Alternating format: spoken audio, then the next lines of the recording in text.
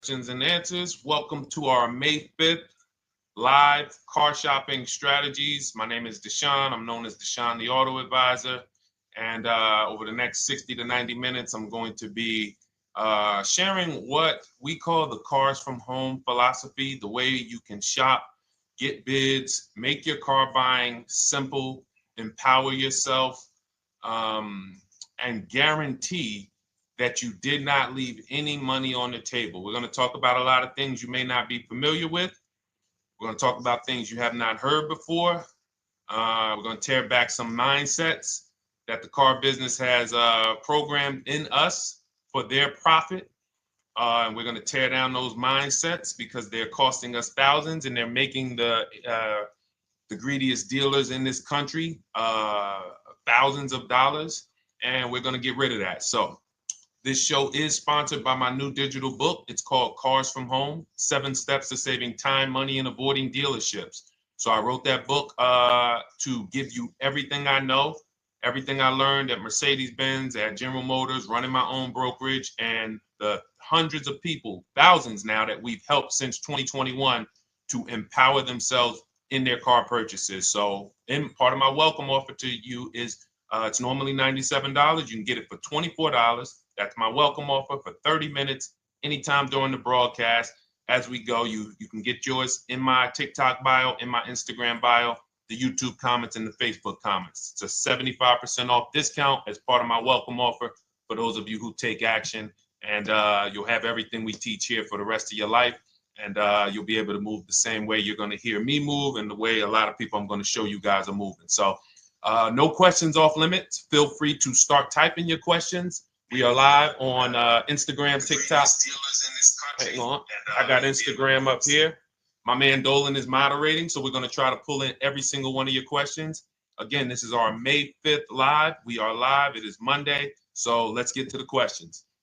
Okay, we got some coming in already on TikTok, Dolan. I see it is what it is. I'm just going to pull that one.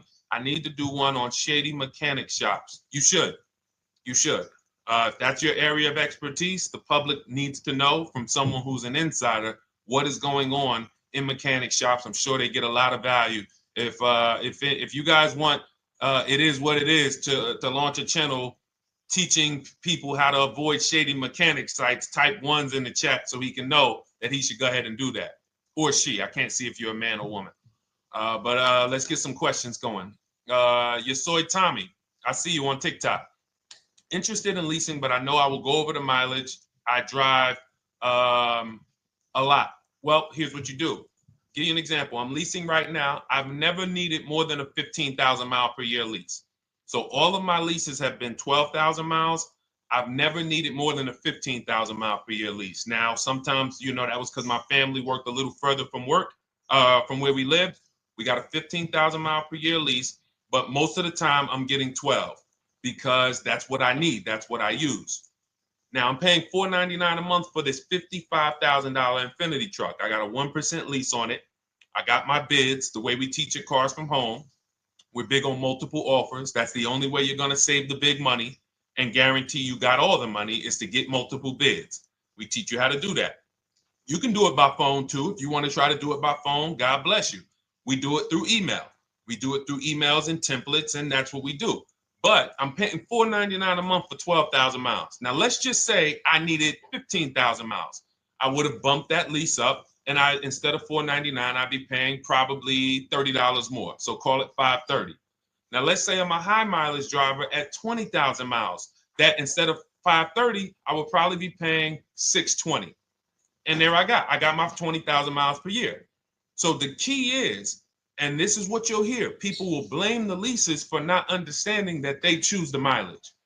The mileage is not selected for you unless you go into a dealer and say, hey, work me up a lease. And then they're going to choose the mileage, probably give you 10,000 miles per year, and then try to close you on that. But that's not the way we shop. We're going to shop and we're going to adjust our miles based on what we need. So if I needed 20,000 miles per year, I would probably be paying $620 instead of $499. If I needed 25,000 miles per year, I would probably be paying $680. So I'm just paying, we get what we need and we enjoy our leases. because when we buy these cars and we drive ridiculous miles, we depreciate our cars, we destroy the value, and then we still have a loan on it in a lot of cases for a vehicle that we have destroyed the value in because we put 60,000 miles on it in 3 years. So our loan is moving very slow, but our vehicle's value is dropping through the ground very fast, which is typically how we end up with $15,000, $20,000, $25,000 in negative equity. I used to see it all the time in dealerships, especially when I was in when Uber took off. When Uber took off, year later, 2 years later, 3 years later, we had tons of people coming in with Hondas, coming in with various cars that had 200,000 miles on them, but they still had 3 and 4 year loans left. And, that's just a recipe for disaster. That's a recipe for disaster. So you should not be leasing, though, if you keep your cars 8 years. Some of you familiar with the 8-year rule, you understand. Everyone should not be leasing. I want to make that clear. Some people say, Deshone, you believe everyone should be leasing? No, I don't. If you are not keeping your cars 8 years, then you should be shopping for below market leases. Don't forget those 2 words, below market leases. Because if you're paying what everyone else is paying for their leases, it's not going to make sense. Some of these strategies are not going to make sense. You need to be getting below market leases. And the way we do that is to comparison shop, get multiple offers from dealers, have them compete for our business, and then we get these leases that no one else can get. Great question. So what if I go over 20,000 miles? What do you recommend doing? You choose your mileage wisely. In my book, I have a section called Choosing Your Mileage Wisely. The whole key with leasing is to scope out the mileage you're going to use, and that's what you shop for. If you know you're going to do 25,000 miles that year, you would do 25,000 miles on your lease. But you don't shop this way. We always shop with 12. A problem with leasing is once again, you go into the dealership, you say, work me up a lease. They're going to work you up what they want. They're going to say, hey, put 5,000 down. Who's had that happen? You go and you look for a lease and they tell you how much money you need to put down. Type me if you've had that happen. And again, welcome to everybody. This is our May 5th live. It's Monday, May 5th. Whether you're watching this today or you're watching this later today, because we will be rerunning this for those who couldn't make the show. Tell your friend they can catch it on our channels. But this is our live show. We're live every single Monday through Thursday at 12 noon. So you'll see people who will go and get blessed transition. You've had this happen. This is what you go in. They work you up a lease. Here, you need 3,000 down. Yeah, you need 3,000 plus your taxes and fees. What do you want to do? So that's them customizing our leases. We never want to do this. We want to customize our lease and run it like this, a template. All your leases you get with, ready? 12,000 miles per year. First month's payment only due at signing. That's it. 12,000 miles per year. First month's payment only due at signing. That is how you shop all of your lease offers, because this allows you to now use the 1% rule, which I didn't create. A lot of lease savvy people know about the 1% rule, where your MSRP, I'm going to just show an example of an MSRP, the price on the window sticker. Every lease is going to be brand new, guys, or either close to it. The price on the window sticker is the price we go by, the MSRP, and we're going to divide our monthly payment into the MSRP. And once we get that, the number, that's going to tell us if we got a 1% lease, if we got a 1.5% lease, if we got a 1.8% lease. And what we did was I created the 1.5% rule to know we were overpaying for leases. You don't have value when you lease something over 1.5%. But let's keep it to the point. The point is you're shopping all your leases, first month's payment due at signing, 12,000 miles per year, and then you're using the 1% to 1.5% rule to gauge the value. Once you find your best offer, that's when you go and you say, can you please adjust the mileage down to 10,000 because that's all I need, or up to 15,000 or 18,000. You shop your offers with 12. You find your best offer concerning what value is, 1%, 1.2%, 1.4%. You lock that up, and then you tell them, show me what the payment will be with 20,000 miles per year or 15,000 miles per year. That's going to keep you from walking into these 80% dealers which are never going to give you a below market deal. When they drop their prices, they're never going to drop low enough to beat their competition. That's why their name of the game is them keeping you from checking their competition. And then you avoid these people, you find those deals, and then you adjust the mileage with that dealer. But choosing your mileage is very important with a lease. And that's why you should take 5 minutes, 10 minutes, tally up your lifestyle over the next 3 years, and you choose your mileage that you need. Great question. Let's go, Dolan. I'm getting married today. Congratulations to Ash on Facebook, everybody. Ash is getting married today. Congratulations. May God bless you with a healthy, lifelong marriage. Hallelujah. All right. Angel on YouTube says, can I lease for 36 months, then purchase to have a lower payment instead of buying at a higher payment? Now, what he's asking or she's asking is, I want this new car, but if I buy the new car, then I'm going to have to pay for the new car, in which case it's too unaffordable. So can I lease it first and then buy the difference at the end? Yes, you can. Let's talk about why that's not that financially wise. There are signals, guys, that tell us we are looking at vehicles that are too expensive for us. Signals. Would anyone on here take a 50-year mortgage? Anybody? Anybody? We got some smart people on here. Anybody volunteering for the 50-year mortgage, ladies and gentlemen? Anybody? Come on, somebody.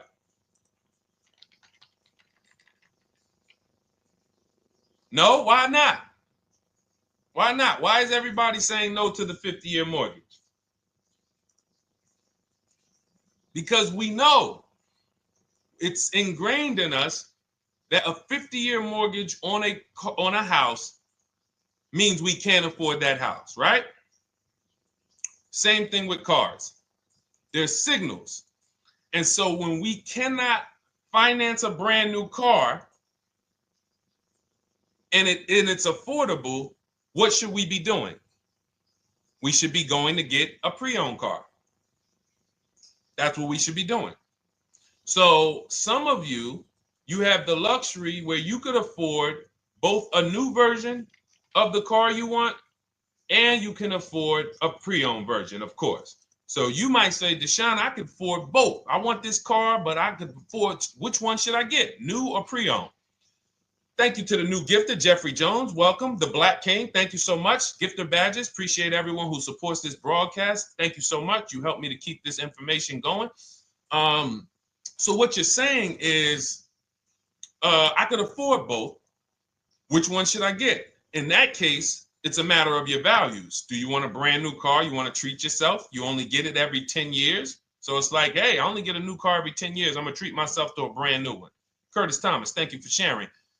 Or you might say, you know what? I want to go to value play. Even though I could afford a new one, I want to knock 20, 30, 40% off the price, and I want to get me a pre-owned version.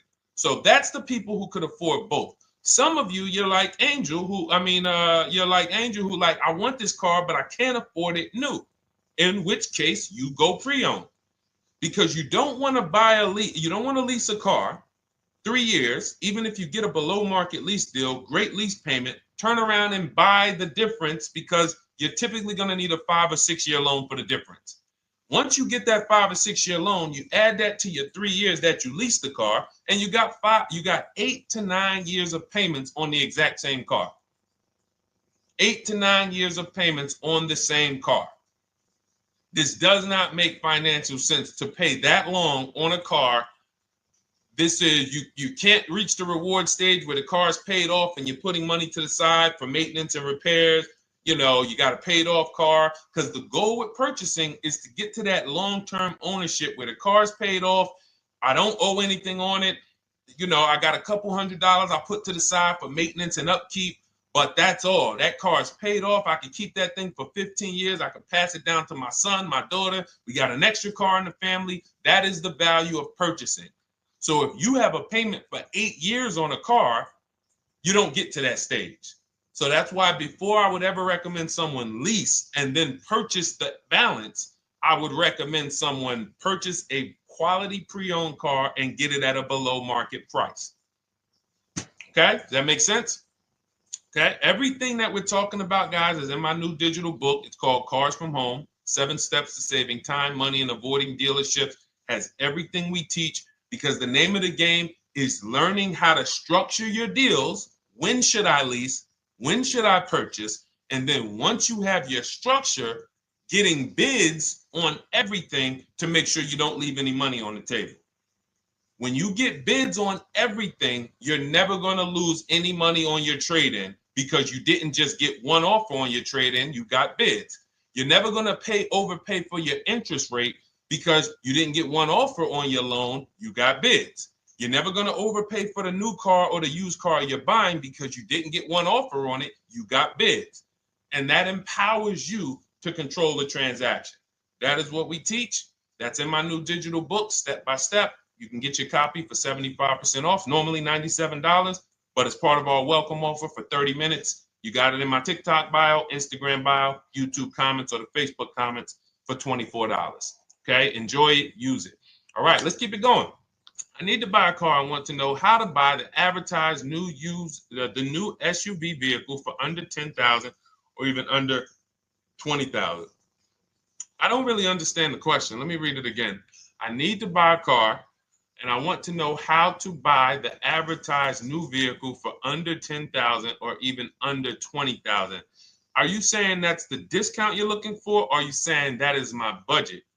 Please let me know. I don't quite understand. Go ahead to the next one, Dolan.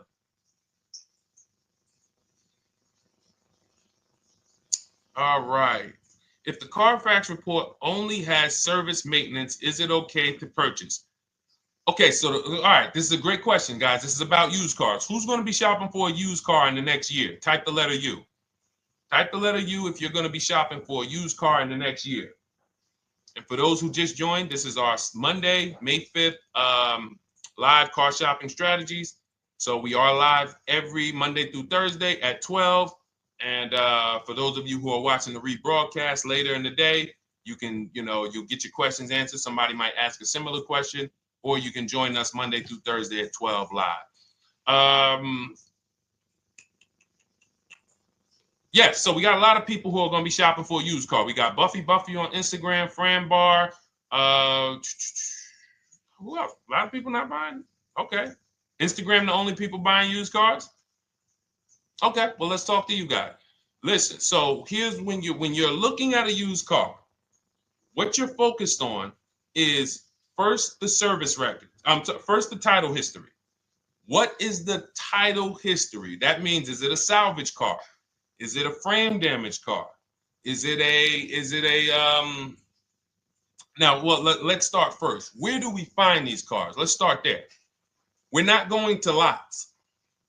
We're not stumbling onto people's lots. That's what they want. We do not want to go through our neighborhoods looking for used cars.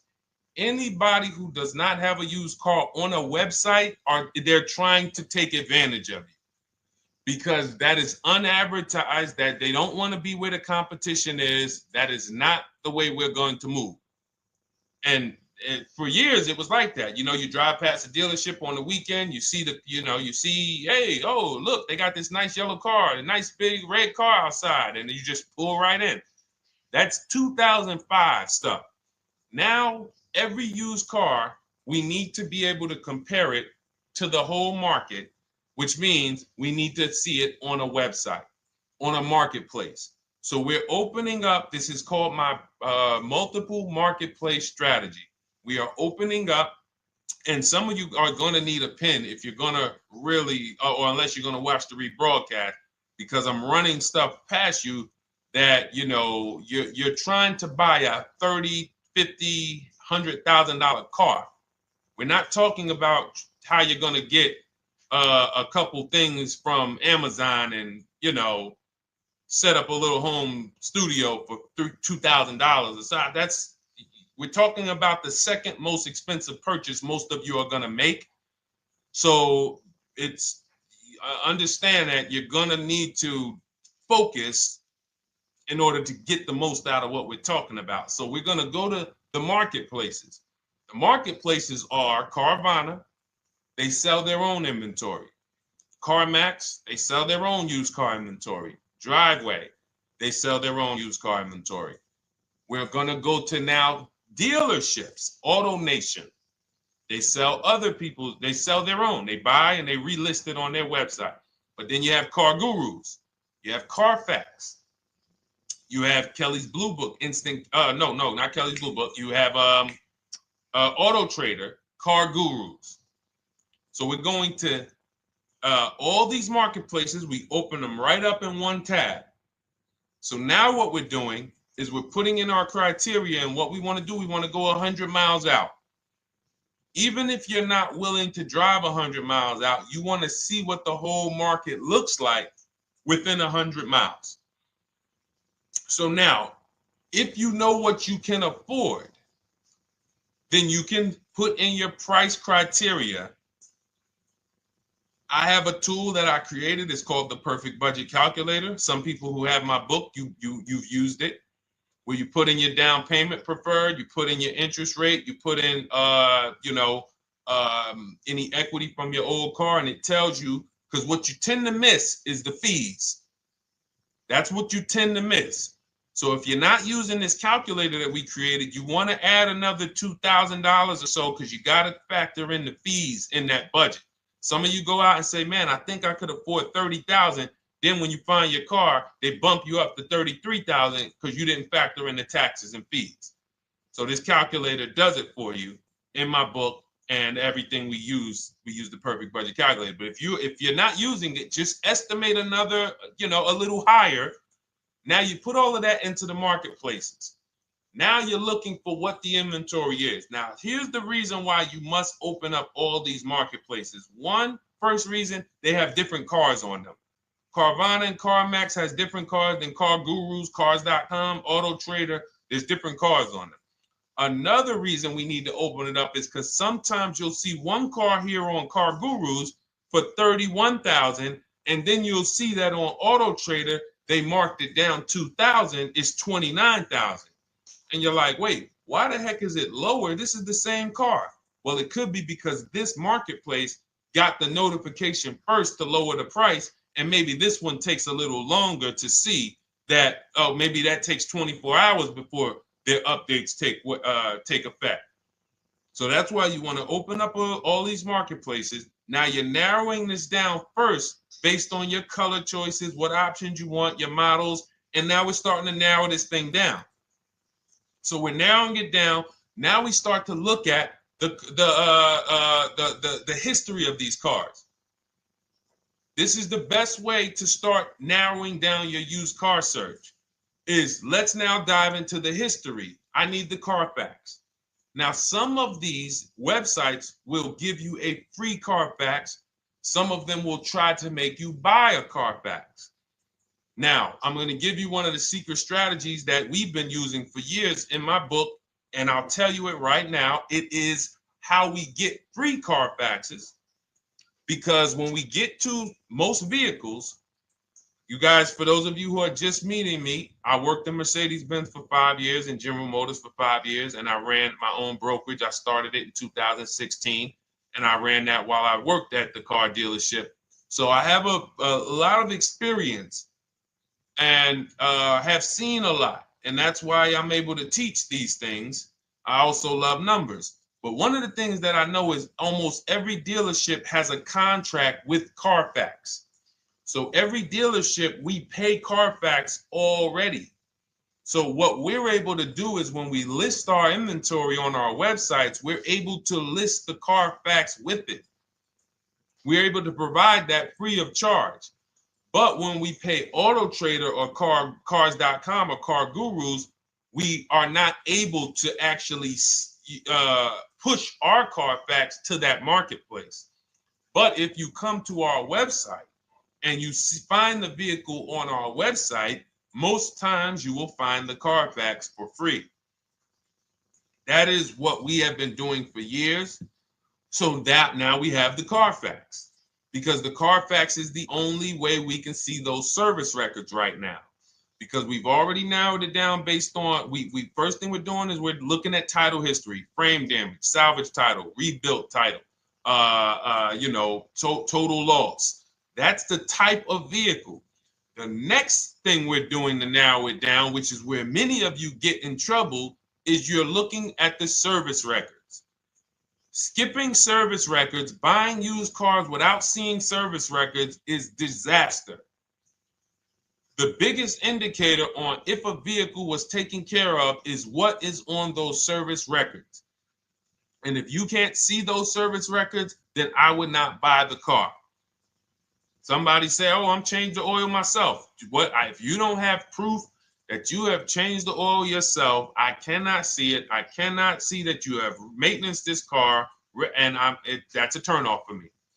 Because now when you drive that car a year later, 2 years later, things start happening. You have no one to blame but yourself. Now the regret kicks in. Man, I knew I shouldn't have got this. But chances are, if you find a quality vehicle and you see service records on that previous owner's report, that's going to lead to a quality experience. Okay, so that's pretty much how the initial part of our multiple marketplace strategy. As you can see, we have this to a science. Nothing that we're doing is by chance. Nothing we're doing is on a whim. That is it. But let's go to some more questions. And I think the biggest thing I want everyone to understand so far is that we don't wing anything in this process. There's nothing, everything that I'm teaching you is going to be out of our systems. Now, some of you have different learning styles. So let's address this. Again, welcome to our May 5th, Monday, May 5th live. We're live Monday through Thursdays at 12 noon. And we rebroadcast this for those who couldn't make it. You can share this with your family. Tell them, hey, visit Deshone the Auto Advisor's channel. He did a great show earlier. He answered some questions that everyone had. You can watch the broadcast all through the rest of the day. Now, but we're live every week, but we're live right now. So now the biggest, some of your learning style is different. What we teach is we have the ultimate do-it-yourself guide. This book is rated 5 stars. Thank you to everyone who's rated it on Goodreads. Just pull it up right here. For those of you who are actually on Instagram or YouTube, TikTok, you won't be able to see this right now. But the book is rated 5 stars. We appreciate you. And this is the ultimate do-it-yourself guide, whether you're new cars, used cars, leases, bad credit, how to make banks bid for your financing, high mileage driving. It's all in there, step by step. And it's a digital book, so you don't have to wait for it. As soon as you get and hopefully you get there before the 30 minutes, so you get your copy for the $24 instead of the $97. That's our welcome offer. But that's your do-it-yourself guide. Some of you, you're a do-it-with-you person, and that's Shop with Deshone. You like videos instead of reading. You want coaching. You want support. You want a community. We have 1,600 people in our Facebook group. That's our Shop with Deshone. We've had 2,200, almost 2,300 people come before you. When you see me share people like Zafrina and like Melissa and Sheree, Ken, all of these people who are, they're showing their car deals that they got. Look, took me about 30 days. He went through, past Friday, locked down 2 vehicles, 2 Yukon 2025. Said he dropped sold the BMW. They dropped the price down to 70 grand. So they took off like 5,200 for him. These are all people who are in the Shop with Deshone. Their learning style is they prefer videos. They prefer, coaching with me. But again, it's the same information. So I want to be clear. It's just your learning style. So if you are like Deshone, give me the blueprint and I will run this thing. That you're going to be like the people who send, like Marie. Marie just wanted to let you know she got our book. Using the book, I saved over $13,000 off MSRP. Now, here's where the feelings get hurt. And this is not my intention. But some of you have these same vehicles that you're going to see me sharing that our people get. And when you see what they paid for them and what they're getting off of them, you're going to see, wow, I did not get that. I did not get that type of discount. So all of you who have this 2025 GLC coupe fully loaded, she said they took $13,000 off MSRP. She got her bids from home, got my payment to be hundreds lower per month, maintenance included, no money down. We are masters at no money down deals. You should not be putting money into these cars unless you intend to keep them for 10 years and you got a great price already. You got a huge discount already. You should not be putting money into these cars.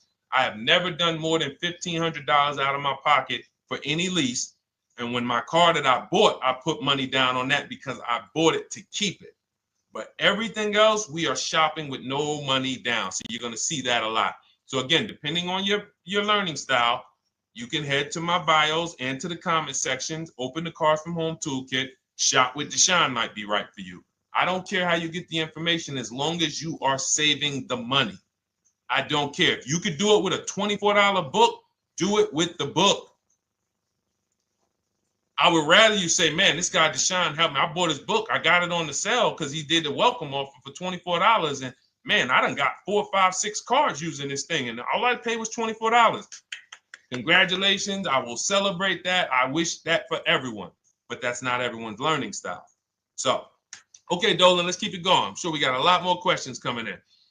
Molly from Facebook, great to see you. Needed to be here. Well, I'm glad. I just ordered a new vehicle last week, expected to arrive in 3 months. I need a breakdown of how to get out if the options they want, get out of the options they want to the MSRP. Well, first of all, what you want to do is you want to get bids now. You do not want to wait. Those of you, she's ordered a car. She's scheduled to be here in 3 months, and she has not locked in her pricing. Now, the reason when we order a car, we are always getting our bids first because the closer your car comes to arrival, the less leverage you have. They know once that car comes in there, she's been waiting for 3 months. She is not going to want to walk away from this car. She is not going to want to do this all over again. And they're going to probably take a shot and say, or if you look for a discount at that point, you probably are going to be like, no, I'm sorry, we can't give it to you. So what we're going to do is we have to now send that request out. Now, there's 2 ways for you guys to do this, whether you're leasing or purchasing new cars. 2 ways for you to do this. You can do it your way, which is calling around. Calling around, not going into dealers, calling around, ask for sales managers, try to get yourself at least 5 offers. Because the only way you're going to see how overpriced the offers are is to actually get multiple offers. So I'll give you an example. I'm showing you guys on the screen what a market report looks like. So we also have a division. We shop for people's new cars and their leases if they have good credit. So when you see, oh, I tried to pull it up. It's not loading. So what you're going to see, and some of you who've used our stuff, you can testify to this. There is a huge spread between the best price and the worst price. Huge spread. So in order for you to know you actually got the best price, you need to see 4 other offers that are higher. I'm going to say that again. Thank you to all the gifters on TikTok. Thank you, Jeffrey Jones. Appreciate it. You need to see other offers that are higher. So let's go back to my car. This dealer who won the bid for my Infinity truck saved me over $8,000. Now, he said to me when I was making the deal with him, he said he knew that I was not going to find a better offer because he had used a special coupon he had to apply towards the deal. He needed the deal that month, and that's why he won the bid. So he's able to take off $8,000. If I was purchasing, I would have got $8,000 off the price. But I leased it, so my lease payment was $499 a month with $1,270 down total. And $1,270, $499 of that was my first payment. So every other offer that I got, $560, $605, $640, $700, $750. That's how you know you did it right. If you don't have a bunch of the 80%, we call them. This is the 80%. Some of you have heard me say we don't negotiate with dealers with fake fees. It's a losing battle because even when they take off all the fees, they're still super high. I'm going back and forth by email. So if you're using what we teach, you're taking minutes out of your day. You're going back and forth with email. We close deals in 60 to 90 minutes. I'm not inviting anyone to car college. 60 to 90 minutes of emails back and forth. Next thing you know, we're closing a deal. But you're going to see, even after back and forth and telling the dealers through email, you can do it by phone. Hey, I'm shopping other dealers. Please make me your best offer. I have all the templates written. So when you're using our stuff, you don't even have to wonder what you're going to say. You just copy and paste our template. But even after that, you're going to see, wait, these people are still giving me super high prices, even though I told them I'm shopping, even though I told them I'm serious, I could buy the car right now, even though I gave them every single thing I need to give them to get an offer, they're still $150 a month higher than my best offer. That's going to prove to you that they are the 80%. They are not coming down. When they say this is our best deal to their customers walking inside, they're not lying. It is their best deal. It is not the best deal. It is their best deal. Their competition's best deal will blow their best deal away. And the only way you do that is by getting bids. So that's what you need to do, Molly. Take exactly what you're looking for. If you want to call around, call some sales managers and say, hey, listen, this is what I'm looking for. I put in an order, but I'm not dead set on the price yet. Haven't really gotten, I want someone to lock in a price for me. And hopefully you're purchasing, because if you're leasing, it's tough, because once that lease comes in, you do not know what the lease program is going to be. So if the lease program is bad, then you could find yourself jammed up. Now, here's what we try to do to prevent that. It's not always possible. Here's what we try to do. Once you have found the best dealer who's won the bid, now what you're going to do is say, based on this price that you're selling me the car for, can you give me a lease estimate now? So let's say I'm ordering this Infiniti. I shop around, I find a dealer who says, all right, Deshone, I'll place the order. I'll take $6,000 off list price for you if you do the business with me. Perfect. Can you give me a lease quote based on that now? I know this is not the vehicle. My vehicle's coming, but can I get some type of an estimate of what it would be? And then I look at that, and if it's affordable, now I place my order. But I'm not placing an order for a lease blind, not knowing what my payment's going to be when that car gets here. Okay? Does that make sense? I know I may be typing, this is heavy. That's why I told you guys, when you're here with us in car buying, below market car buying strategies, this is like short 60 to 90 minute master classes. This is not lives where I'm showing you how to make macaroni and cheese and turkey and like, okay, yeah, you got your music playing in the background. Hey, listen, all right, what I need? Oh, hand me the Sazon. No, you could do multiple things. This is heavy finance talk for 60 to 90 minutes, and it will change your life. And I just saw my girl, Lisa. Lisa, good to see you. Lisa's been, she's been learning from us and rocking with Cars from Home. Let me see. I'm glad you clarified, even if no money down on the lease, you still really have to give them the first month's amount. Yes, I don't know what I'm going to do yet, buy or lease. No matter, I'm learning lots and sharing with my peeps. Thank you, Lisa. Thank you. Now, technically, you don't have to give them the first month's payment either. What I do is our templates all involve shopping, first month payment due at signing. But if I wanted to, so let's say, for example, on this $499 a month lease I got on the Infiniti, and I'll actually will add this because I'm glad you said that. The lease that's your first month's payment, so it's not considered money down. It's considered your first month's payment because you're leasing, you're paying 36 months or 39 months. We don't do 4-year leases. We don't even do 3.5-year leases in most cases. We're not doing it. It's 36 months, 39 months. And if they have a really, really good program for 2 years, they will tell us about it. But we shop for 36 months. But you can tell that if I wanted to tell them, you know what, I want to do a straight sign and drive. I don't even want to give you the $499 for the first payment, which means you're asking them to pay the first payment, then it would have just been $500 going back into the cap cost, which would raise the payment probably with interest and taxes, maybe 15, 17 bucks, something like that.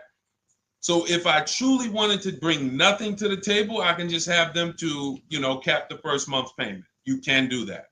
You can do that. So you can ask any questions. I know you're in our Facebook group, and so you let us know. But the 8-year rule is your basis for leasing versus buying. The 8-year rule, when you guys open up my book, you'll hear me talk about this. I'm going to make a whole lot more videos about the 8-year rule because it is the parameters for how to know whether to lease or buy. It takes into account how drastic cars depreciate. They lose value like crazy. All the losses are in the first 5 to 7 years, and you don't win until you've kept the car at least 8 years, compared to someone who's getting a below market lease. So let's take an example. You look at somebody like, Brian. Brian got my book. Just finalized my first ever lease using your system.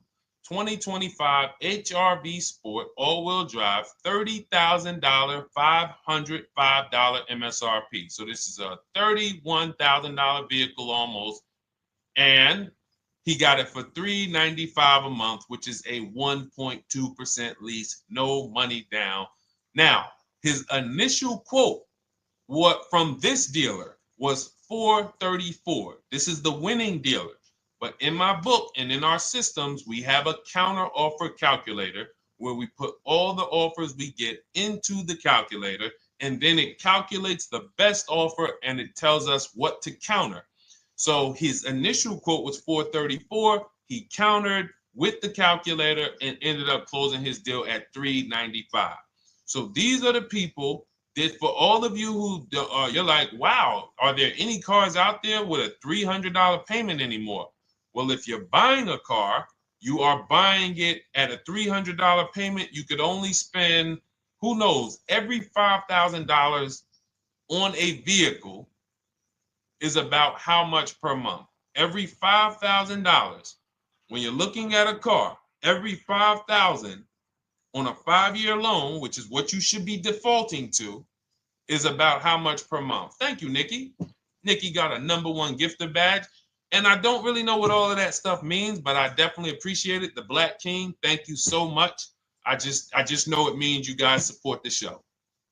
So I appreciate it. So who knows? Every Nucci Graham is and I wanna Nucci Graham will address you next, because as soon as you get your book, on the thank you page it says, "Thank you for your purchase. Click below to open your book."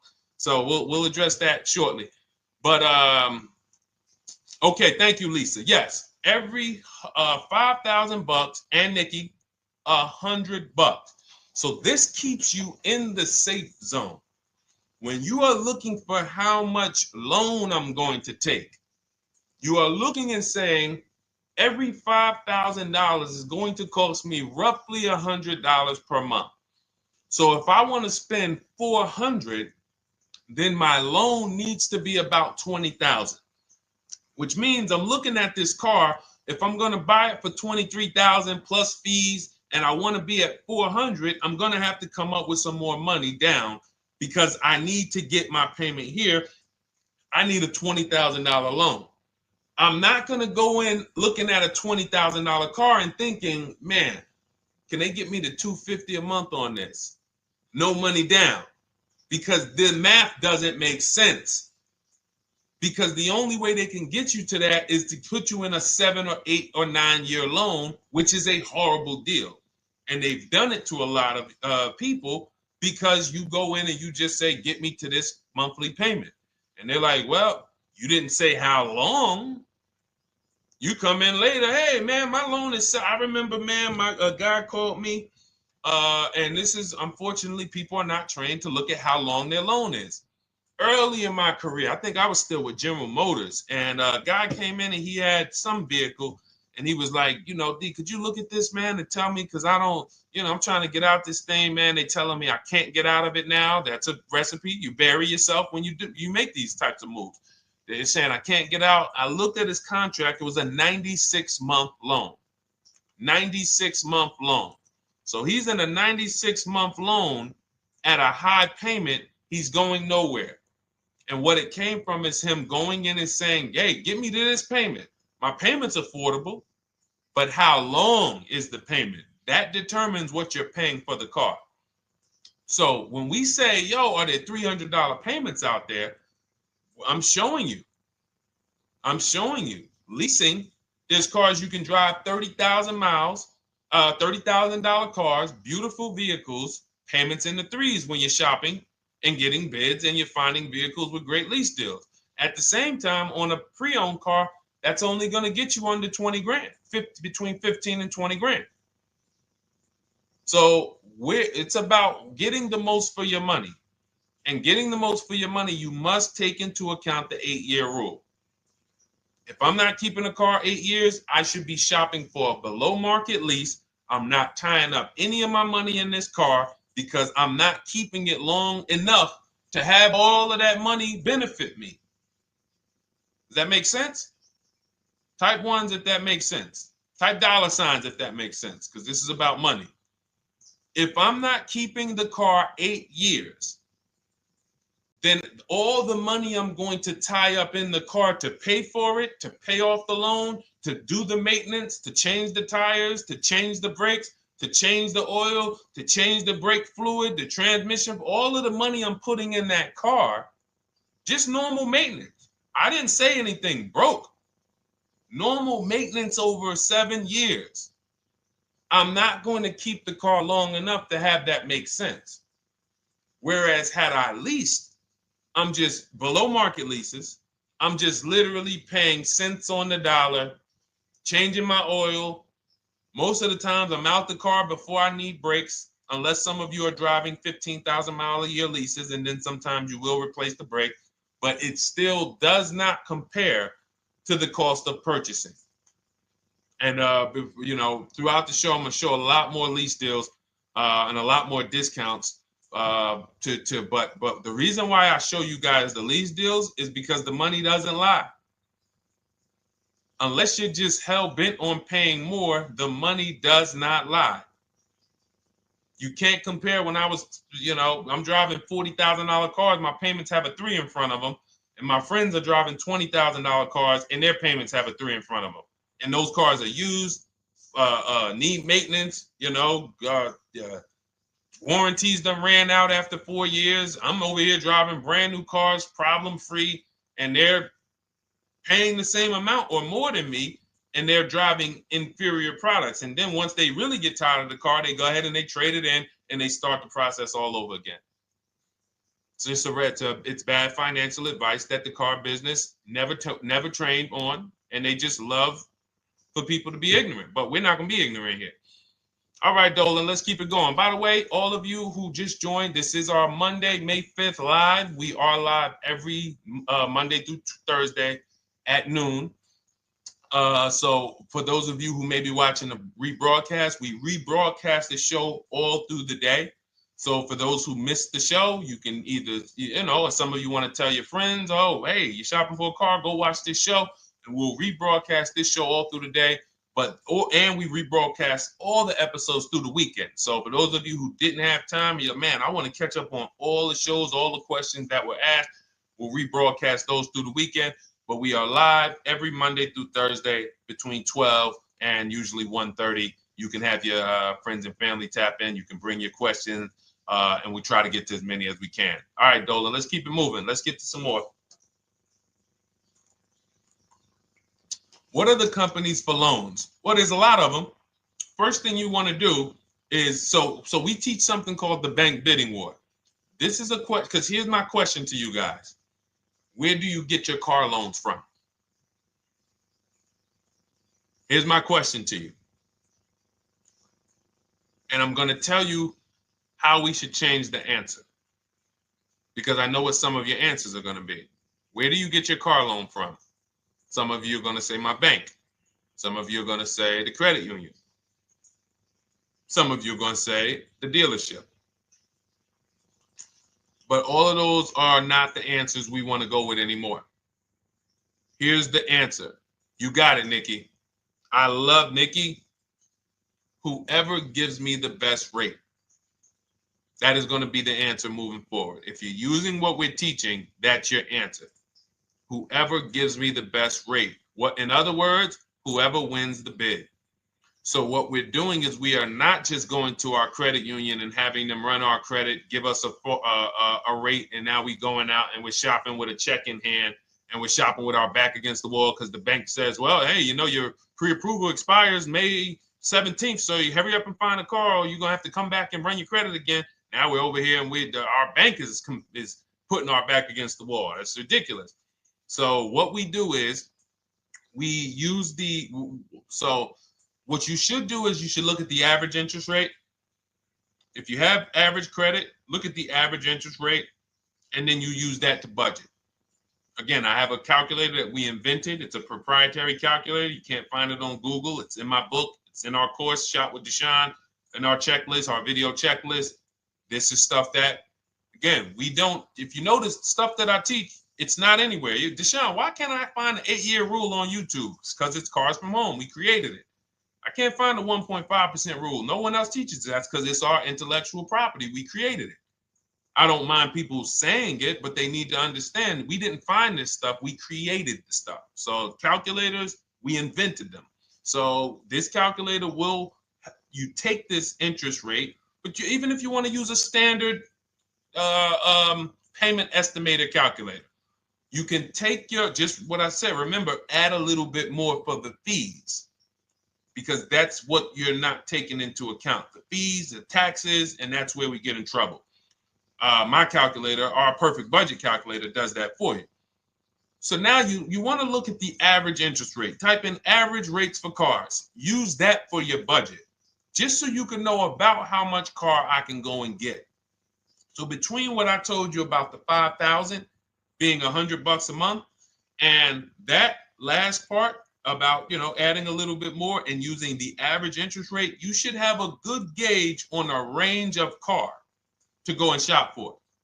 Now, once you now shop your market, whether you're shopping new or whether you're shopping pre-owned, once you find no one's touched your credit till now. No one has touched your credit with a hard pull, especially not. We do not, in order for this to work, like what Nikki is saying, where you're only giving your business to the bank or credit union that gives you the lowest APR. In order for this to work and for you to be able to shop freely, no pressure, you need to make sure you don't let anyone run your credit with a hard pull before you find your best deal on a car. Soft credit pulls, estimates of budgeting, the way I just said. Now, you go out, you find your car, whether it takes you a week or a month or 3 months. Bang, I found my car now. You lock the car up, put it under contract, you leave your deposit. You never, ever. How soon when you get a car does the dealership want you to take it? I like asking questions like this because we can prove how predictable most of the car business is. How soon after you purchase a car does the dealership want you to take it? Thank you, Janae. Immediately. Now, the reason for that is, there's various reasons. There's various reasons. Right then and there, Molly, yes. But what I want you guys to focus on is what you lose by taking it right then and there. You lose the ability to shop the interest rates. And shopping the interest rates is very important because you'll always wonder, could I have gotten a better rate? So what you do is you lock the car up, you let them know, hey, I'm going to go home, just give me my, let me get my paperwork so I know exactly how much I need to tell my bank. And here's the key, if you guys can beat what my bank or credit union gets says, then I'll give you the loan. See, some people think that I teach don't let the dealerships compete. I never teach that. What I teach is don't let the dealerships be your first offer ever. They are always your last offer, and they're competing against other offers that you got. So now you're going home, your car's waiting, you're going to see what your bank, your credit union can do, and then you go online. You can go right online. Auto loans online, auto financing online. Let all of these banks and credit unions access your credit now with the hard pull, because there is an article that Experian did, and you can find it on almost any credit bureau, wrote an article on rate shopping. They allow you to have multiple lenders compete for your business within a small period of time.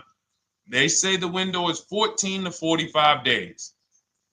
So if the window is 14 to 45 days, how quick do y'all think I want you to do it?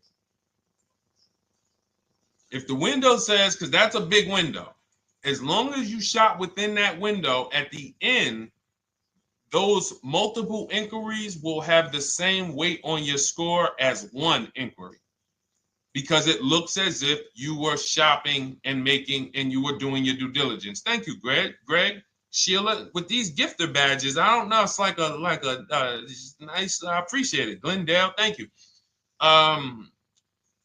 So with these, when these banks are competing, what you're trying to do is say, everyone here on my end, we call this the bank bidding war. This is round two. Round two is you are bringing your car home. I'm sorry, you are at home. You're going online. You're calling your bank. You're calling your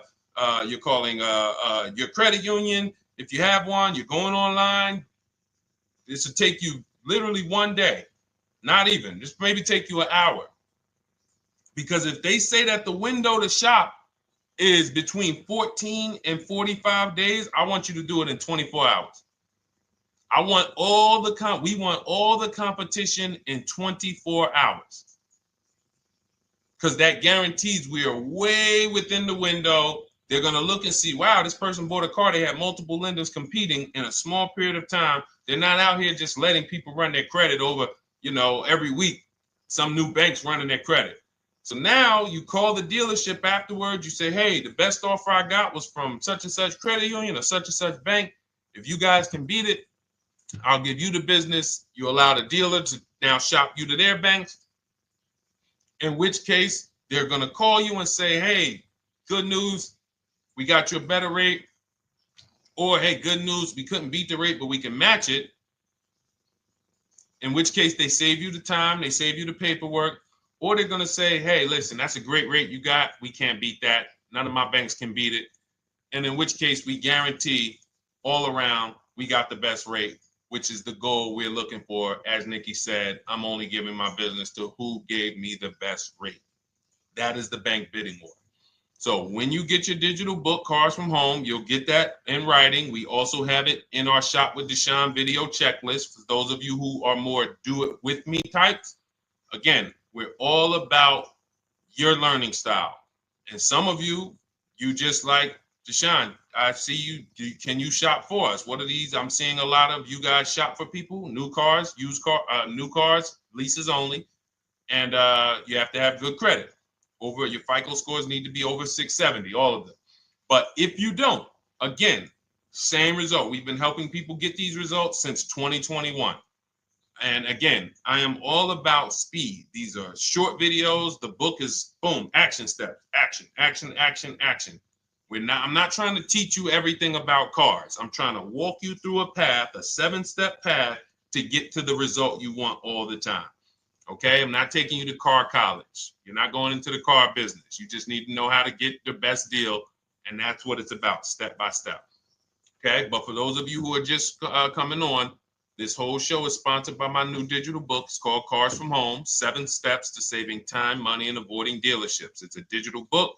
Everything we teach about new cars, used cars, leases, below market financing, high mileage driving tips, bad credit tips for those of you who have your credit is not going to qualify you for everything else we're talking about. You need specific strategy. We have that specifically for people with bad credit inside my book and inside Shop with Deshone. So that's why I never believe in one size fits all car buying advice, because all of you are in different situations. So how does somebody look saying, you all should do this? We're all in a different situation. I have a trade-in, he doesn't. He has a lease that's coming due, he doesn't. Oh, he has a lease that's coming due, he has equity in it, we need to help him get that equity out. He has a lease, it has an equity, but it has a third-party restriction. We can't talk to people the same.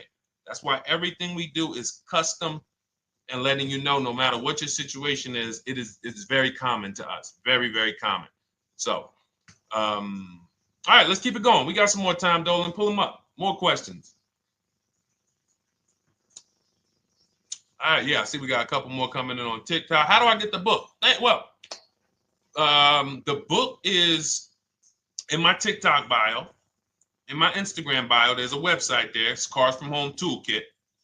And then you'll see the welcome special for $24. So the book is normally $97, but as part of our welcome special, you got 30 minutes to get yours for $24. So you won't pay the $94. You get 75% off. We also have a link for you guys on Facebook and YouTube in the comment section so you can get your copy.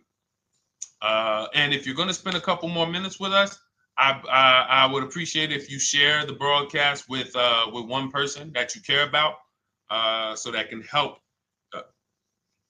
we can help get this information out and we can help change lives. If you didn't receive your ebook, well, first of all, as soon as you purchase your book, you're going to see a thank you page. It says, thank you, screenshot this page. And then it says below, click the link below to open your book. So you actually get the link to open it as soon as you make the purchase. And then I say, I also emailed you a copy. So sometimes people type their email in, one letter's wrong. Obviously, we can't send a book to an incorrect email, which is why I have my support team's email right on there. So that if you don't see that book within 5 to 10 minutes, you email my support team, hey, I didn't get the book. They'll get you the book right away. So as you can see, I want you to, Dolan, can you put up, do we have anywhere with, we can put up the support team's email for this person? And just send an email to support. There you go. Thank you so much. Support at Deshone the Auto Advisor. Thank you, Dolan. Best moderator in the world.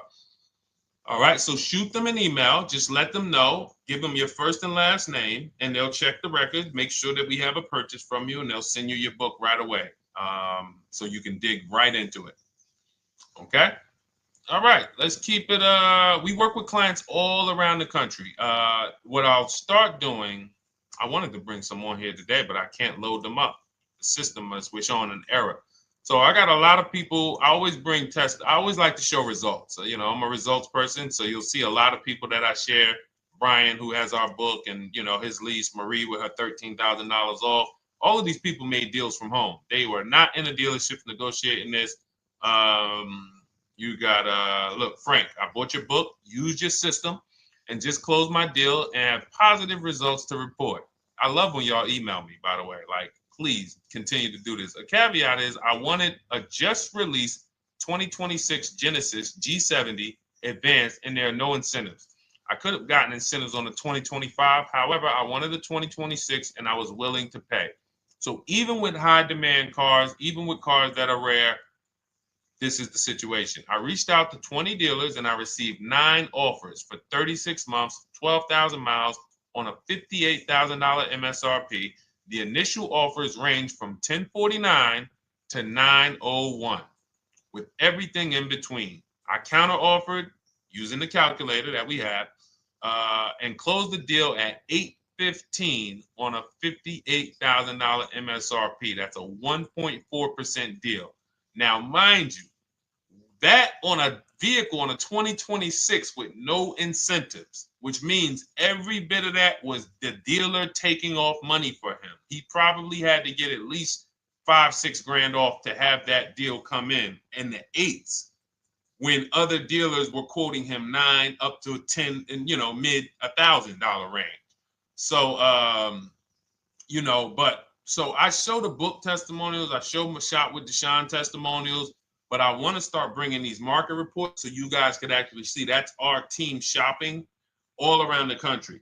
And that allows us to stay, we're able to just stay on top of the market, like from state to state. It proves like this stuff is not, oh, if you're in New Jersey, the deals are better. Hey, if you're in Florida, the deals are better. If it's California, we don't have deals out here. All of this stuff is not true. And thank God we have people using the Cars from Home systems, be it by book or be it by our video checklist, or be it us shopping for people all around the country where we can tell you beyond a shadow of a doubt. I can show you market reports from Texas, from Oklahoma, from South Dakota. We did a deal for a Mazda, a South Dakota deal, Nebraska, California, Florida, Georgia. We're shopping for people all around the country. And there's great deals everywhere in the country when you know how to make dealers bid. Because you're always going to find that 20% dealer who just wants to beat their competition. They're the best in the region. And you got to go out to find them. You got to have a system to find them. Because most of the dealers are not them. Most of the dealers are the 80%. That's just the way it works. It's a numbers game. And the 80% are very expensive. And when you walk into the 80%, they'll go down. You're like, oh man, all right, can you take off? Can you get me down? Like, yeah, man, you're like $150 a month higher than where I could be, my max. And they go back and forth. They're like, man, I could take off $50 a month. Ah, man, that's the best you could do. And then next thing you know, you get down to 100. Yeah, all right, we'll take off $100 a month. And you're like, all right, I guess I'll take that. You don't realize that a 20% dealer, not only were they nowhere near your max budget, they were $100 less than your max. You're talking to the 80%. The 80%, when they come down, they're still here. The 20% are here. So you're over here with an 80% dealer walking into these dealers. 8 out of 10 dealers over here are 80% dealers. So y'all talking them down like this, and y'all thinking we winning. Oh, I talked them down to this. Meanwhile, the 20% dealers are here. 20% dealers will launch a bid. We gotta cut. Oh man, if this thing wasn't broken, tomorrow's show, I'm gonna bring on a lot more market reports.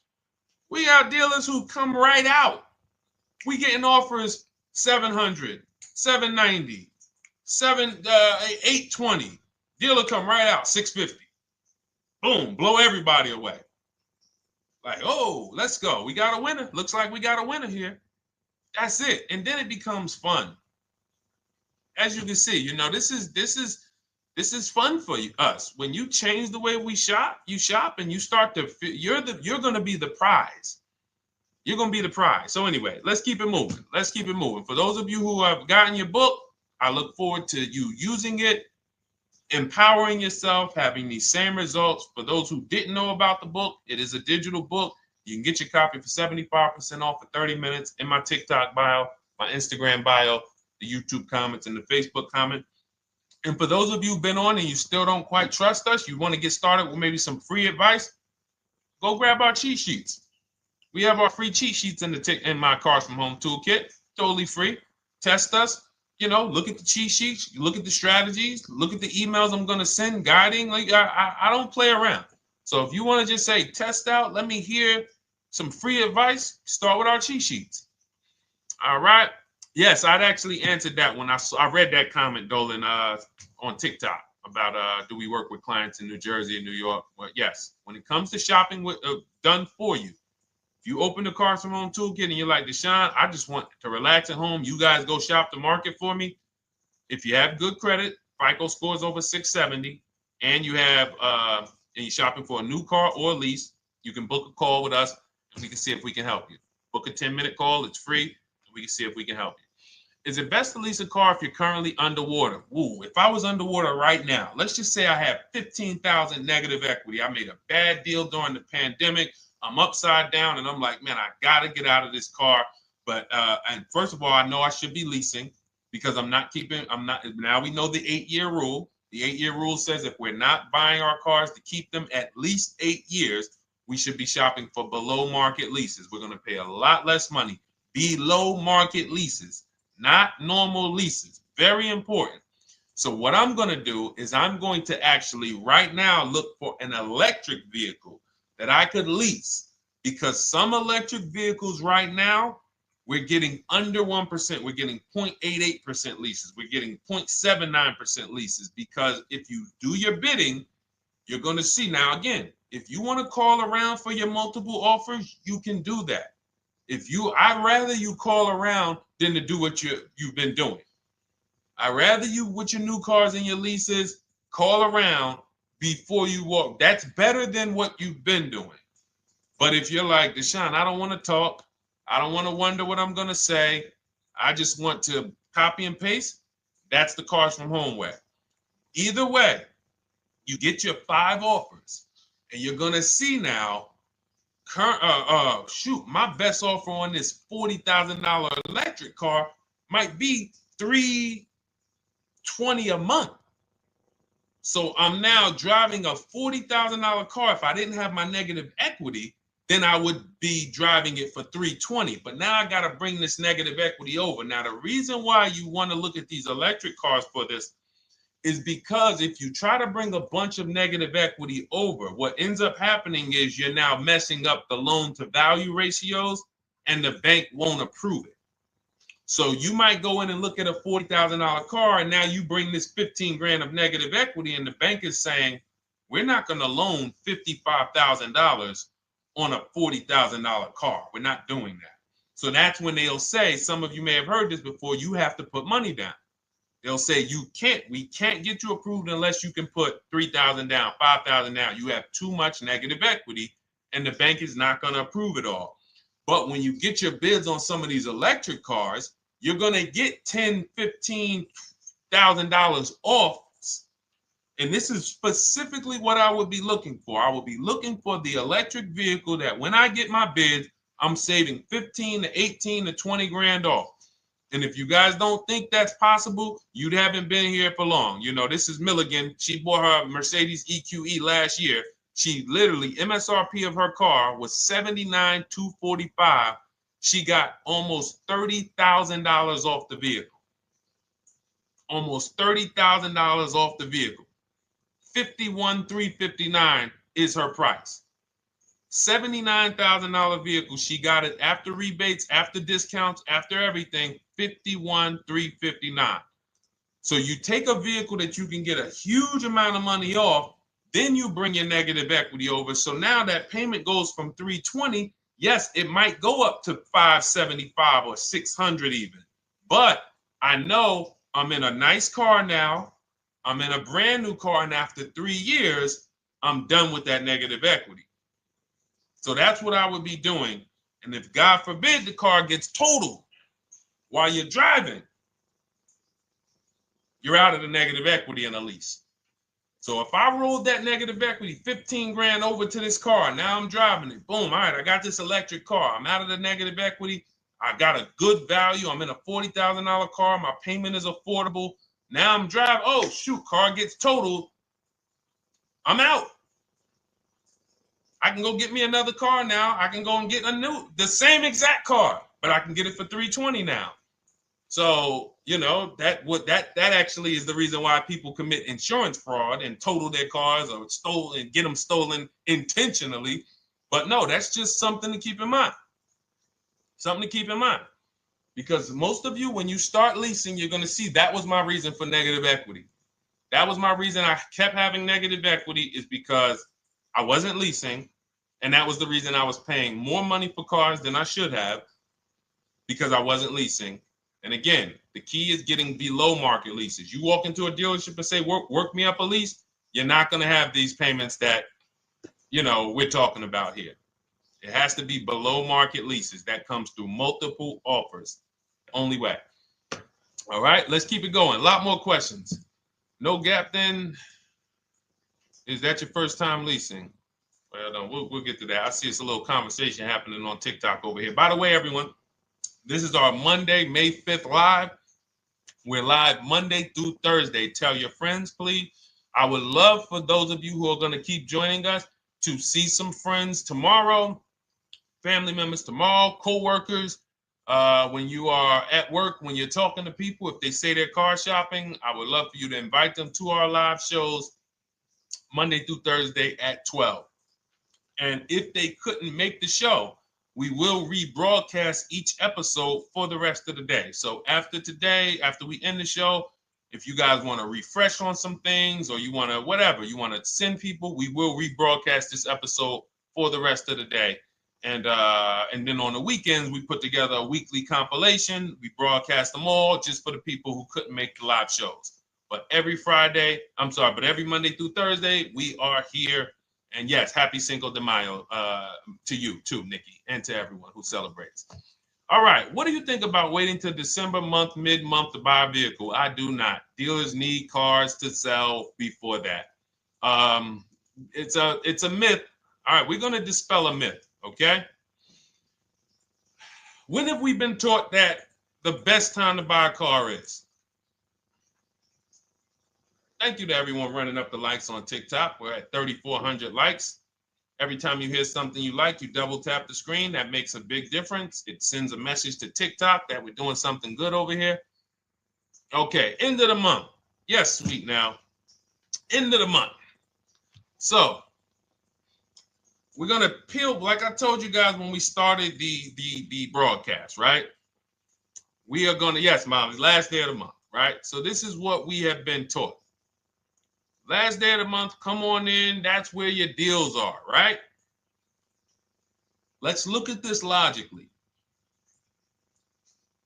As a former car salesperson, the times where where I saw the dealer or myself being the most desperate was the times where we did not have a lot of customers. Sometimes you look up, it's the 10th of the month. They call us into a sales meeting. They say, hey, guys, we got to sell 200 new cars this month. We are only at 40.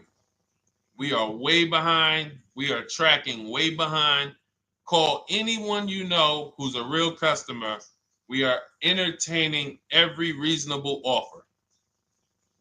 Now, you've been taught there's a group of people that we know are coming at the end of the month. There's a group of people that we know that last weekend they're going to rush. But there's no desperation there from us because we know they're coming.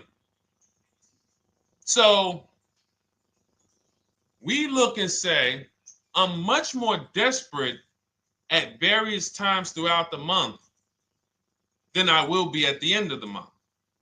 Because think about it. Every time you go into the dealership at the end of the month, is it dead or busy?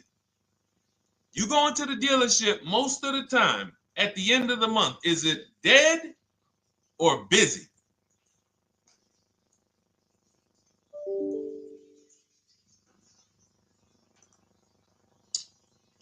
Thank you. It's a zoo. It's a zoo. Customers everywhere. That means all the car salesmen are not worried about making a deal. In fact, they're looking at you and saying, hey, Molly, thank you. Listen, I know you, look, I know the payment's $780 a month. I know you said you wanted to be at $499, but, we've been going back and forth. Can you work your way up, get closer to the $780? Because they know now we can take a shot. Because we have some other customers behind you, Molly. Did you see the people walking out? These people just walked out. They're mad. We don't have enough salesmen here. We got people waiting 40 minutes to speak with somebody. Do you think you're getting the best deal when that's the energy? Yes or no? Let's just be honest here. See, you might forget some of the lessons that we teach if you don't have our books and if you're not in our video checklist and coaching. You might forget some of the lessons, but hopefully you won't forget the stories. So you walk in the dealership at the end of the month, the place is a zoo. It's people everywhere. They're ringing bells. They got the big clown, donuts around. Hey, you want a donut?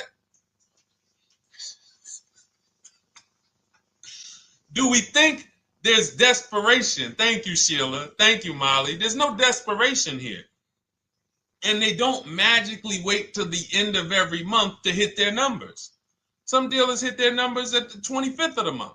Numbers are hit. We still got people coming in end of the month. So What we want to do to answer the question is we want to be positioned. What I like you to do, for those of you who are in an emergency situation, you need a car in a week, in 2 weeks, that's fine. Everything we teach can guide you. We've had people who got their cars in 3 days. Like that's not something that is let's see. This is my second go around, much easier, more relaxing experience. Calculator definitely helps. Turned in my CRV, got a 2022 Marcus, some dealers wouldn't do. Somebody, I wanted to read you somebody who got their car in like 3 days, 5 days. That's normal. Again, like I said, we're not taking you to car college here. Like you know, our step-by-step programs can get you to your cars in less than a week, 90 minutes. But you don't want all your car shopping to be emergencies, because here's where you want to be. You want to be able to say no for up to 3 months. Reason is, there's a group of people that walk into the dealerships. They're there right now. They're desperate. They're giving off desperate energy. They can't say no. They back themselves into a corner for whatever reason. If their leases are up, maybe they don't know you can get an extension. If your lease is up this month, you can call. You can get yourself an extension for 1 month. Some leases will be extended up to 3 months, up to 6 months. Those of you who have cars and you're like, Deshone, I'm shopping for a new car, but I don't need it. I just, my car still got some life to it, but, I want to look for something new. This is a position of power to be in. This is where you want to be. You want to be able to say to yourself, all right, let me look at the offers this month in May. All right, I'm going to follow up next month because the offers change. The used car market changes. The lease prices change.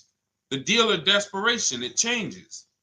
I'm not letting tariffs push me into doing something and making a bad deal. I'm not doing it.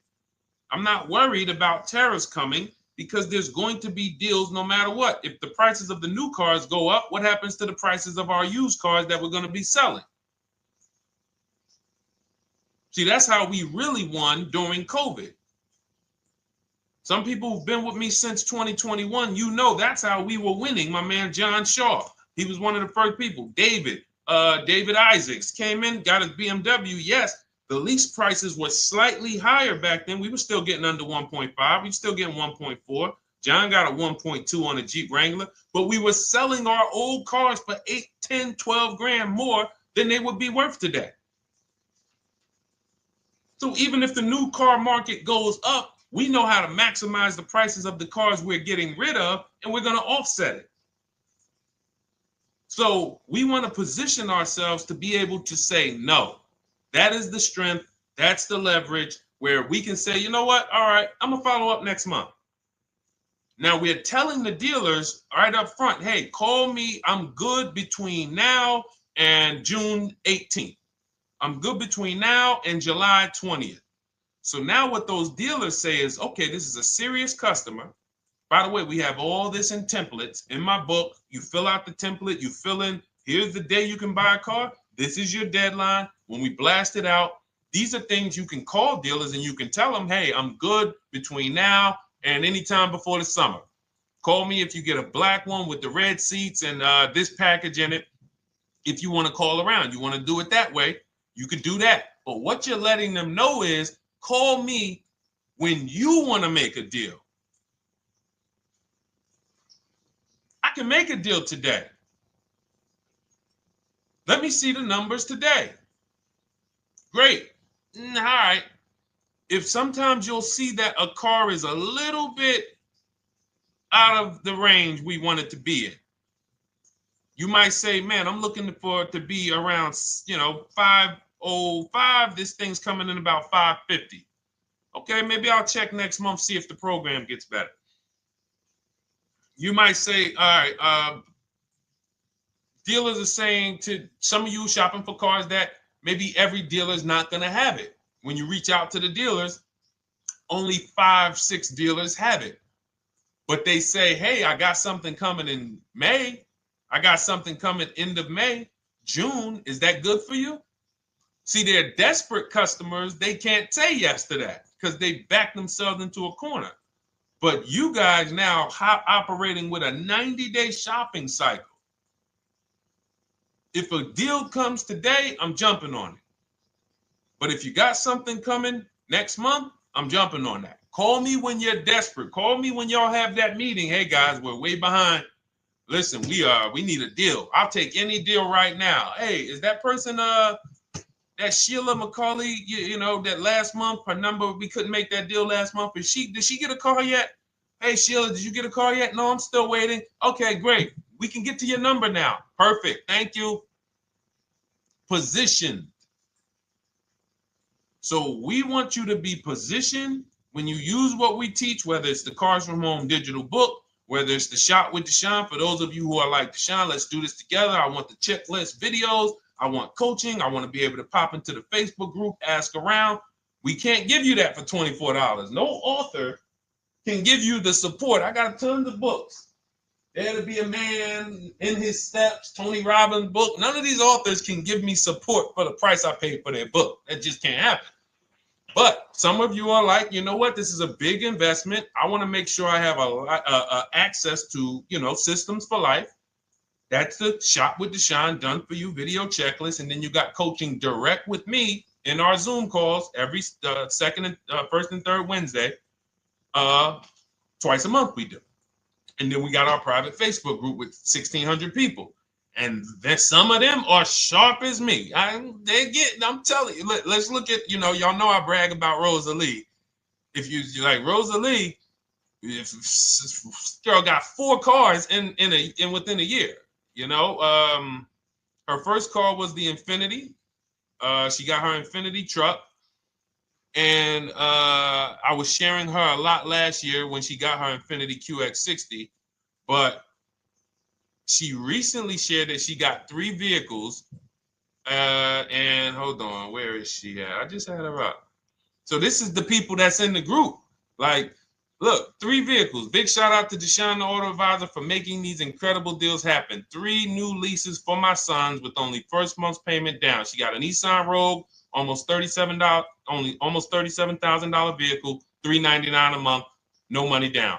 Mazda CX-30 Sport, $28,000 vehicle, $28,300, $339 a month. That's a 1.2% lease. And she got a Mazda CX-50 Premium Plus, $40,400 vehicle, $420 a month. 2 1% leases and a 1.2% lease. And the cherry on top, she says, I sold 2 leases. Some of you don't even know you could sell a lease. She said, I sold 2 leases. She had equity. Now, not every lease has equity. But if 8 out of 10 leases don't have equity, then 2 out of 10 do. So if you've just been dropping your leases off at the dealership, hey, here's my old lease. Let me get the new one. Hey, here's my old lease. And you have not assessed the equity. Could there be equity in it?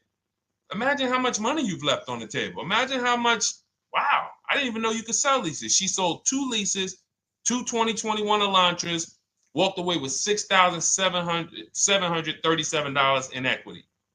Deshone, I could not have done this without you. Your program is a game changer. So this is what we want. We want empowered car shoppers. We want people who are not intimidated. I don't care what this market does, whether I need a new car, used car, whether I got bad credit, whether I'm a high mileage driver, it does not matter. We have strategies to make sure you are going to win in this market or any market. Does not matter. Okay? So, for those of you who don't know, the whole show was sponsored by my new digital book. It's called Cars from Home, 7 Steps to Saving Time, Money, and Avoiding Dealerships. It's 5-star rated. Thank you to everyone who's rated it, reviewed it. It has everything we teach in a step-by-step format. It's normally $97, but as part of our welcome offer, you can get yours for $24 in my TikTok bio, in my Instagram bio. Click that website. It's the carsfromhometoolkit.com. Or we have a link for you guys in the YouTube comments, in the Facebook comments, and you just click the $24 welcome offer, good for 30 minutes. And for those of you who have different learning styles, or if you just want some free advice, we have some links in there for you as well. Whether you are a do-it-yourself type, whether you are do-it-with-me type Deshone, or whether Deshone, I think I qualify for that done-for-you shopping, where I can relax at home and you guys go do that work. Or like I said, you want the free advice, just start with our cheat sheets and you can go from there. Whatever is right for you, you get it done. We just want to move you from anxiety, from, oh, I don't know what to say, from watching people online who call dealers and negotiate. Hey, take off $5,000 so I can have a viral video. And now you're talking to an 80% dealer. So the 80% dealer has the $5,000 to take off. So you look like, hey, yeah, see, I just got them to take off $5,000. We don't negotiate with dealers with fake fees. Like there's a saying, we don't negotiate with terrorists. Cars from home, we don't negotiate with dealers with fake fees. None of that stuff matters. Because what you want us to think is, look, see, I took off all of this money.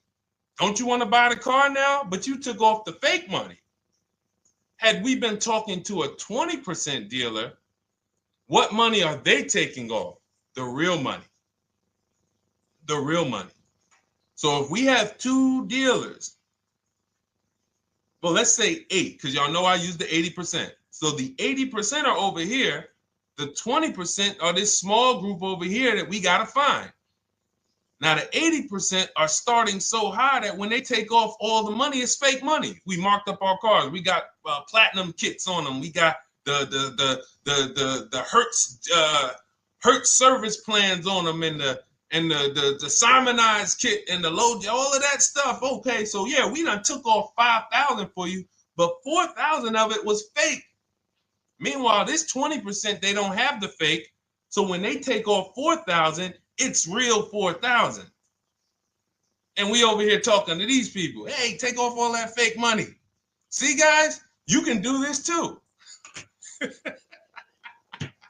So listen, we bidding is the way to go. You cannot negotiate your way to a below market deal, but you can get bids and it will make your life easier. You'll start to enjoy your car shopping. You'll start to feel like you're empowered. You're the prize. Someone won your business. They won your loan. They won the opportunity to buy your car. You are the prize. So that's what it's about. So we are here Monday through Thursday, 12 noon. Make sure you meet us live or tell your friends and family who are shopping, hey, hop on this show. We're live on TikTok, Instagram, Facebook, and YouTube. But we will broadcast the show for the rest of the day. So those who want to catch up on some things that you may have missed, or if you just jumped on and you're like, whoa, man, I missed a lot. We'll rebroadcast this show for the rest of the day. But tomorrow we'll be back, which will be Tuesday, May 6th, 12 noon. Meet us here live. Thank you so much. Welcome to the new followers. Thank you to everyone who gave me gifts. Thank you to everyone who bought a book. Thank you for those of you who are in Shop with Deshone. I look forward to your success stories. Always a pleasure.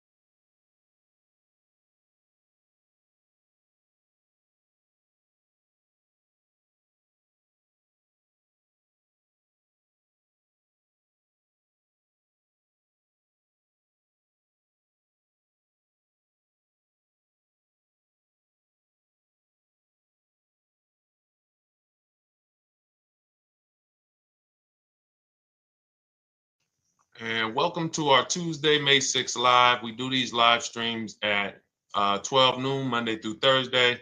I am your host, Deshone the Auto Advisor. And for those of you who've never met me, I have devoted the last 4 years to teaching people how to get the best deals on cars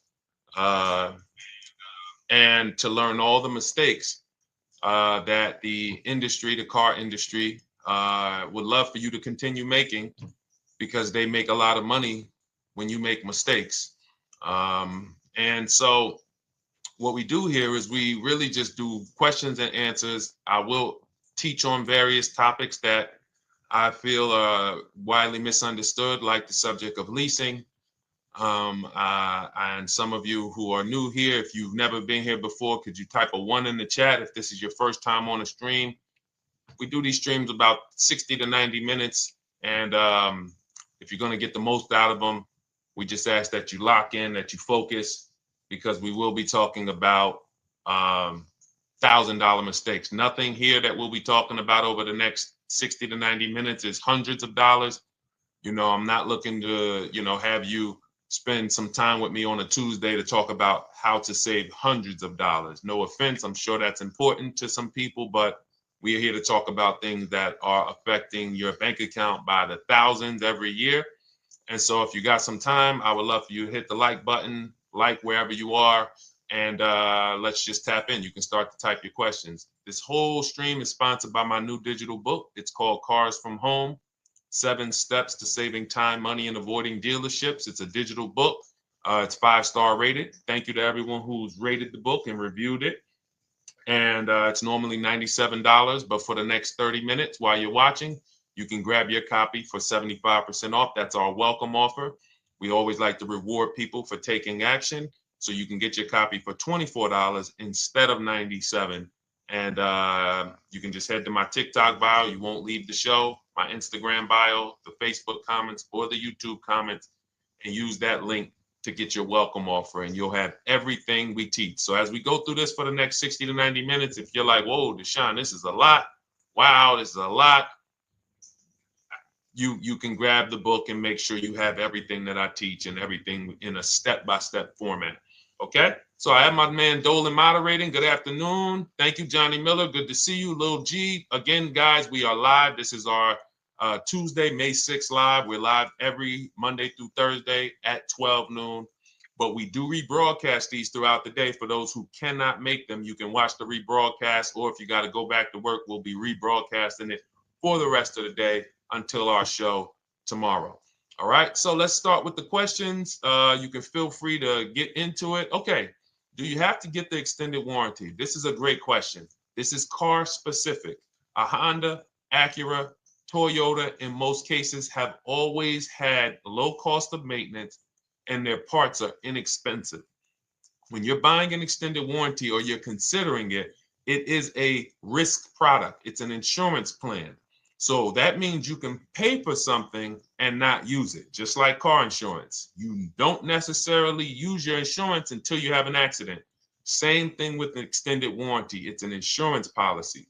So what you're trying to do with any insurance is see what is the likelihood that what I'm paying for this is going to exceed the price if I did need to use it. So in the case of a vehicle, when you're trying to determine what should I get an extended warranty, there's 2 things that are important. Does this vehicle that I'm purchasing have a high likelihood of things going wrong? We know, and some of you have had cars with histories, and we know there are certain cars, they tend to have things go wrong more than others. And what I like to do is go right to Google and type in repair cost, because this is the second item that we are looking at. We're looking at average repair cost. So if you're buying a 2010, a 2015 Nissan Altima, 2018, Hyundai Sonata, you go right to Google, you type in 2018 Hyundai Sonata average repair cost. Now, if you see that those typically go on the lower side, then that can take a lower set of risk where you might say, all right, likelihood of these things going wrong on this car is slim. But if you see that the repair cost is on the mid to higher side, that's shifting more risk to if something goes wrong, the cost for you to pay for it out of pocket will probably exceed the warranty. So when I work for Mercedes-Benz, who's new here? Type a 1 in the chat if this is your first time on a stream with us. First time you've ever been here, type a 1 in the chat. First time. What's up, William? What's up, DJ Ant Nice? Good to see you. Maggie, good to see you. Enrique, good to see you. Miko, good to see you. Tetra Washington, good to see you. Jan, good to see you. Claire Clairvoyant, good name. First time, if this is your first time, just type ones in the chat so I know. I don't want to assume anyone knows who the heck I am and what my experience is. Daniel Thompson on Facebook, great to see you.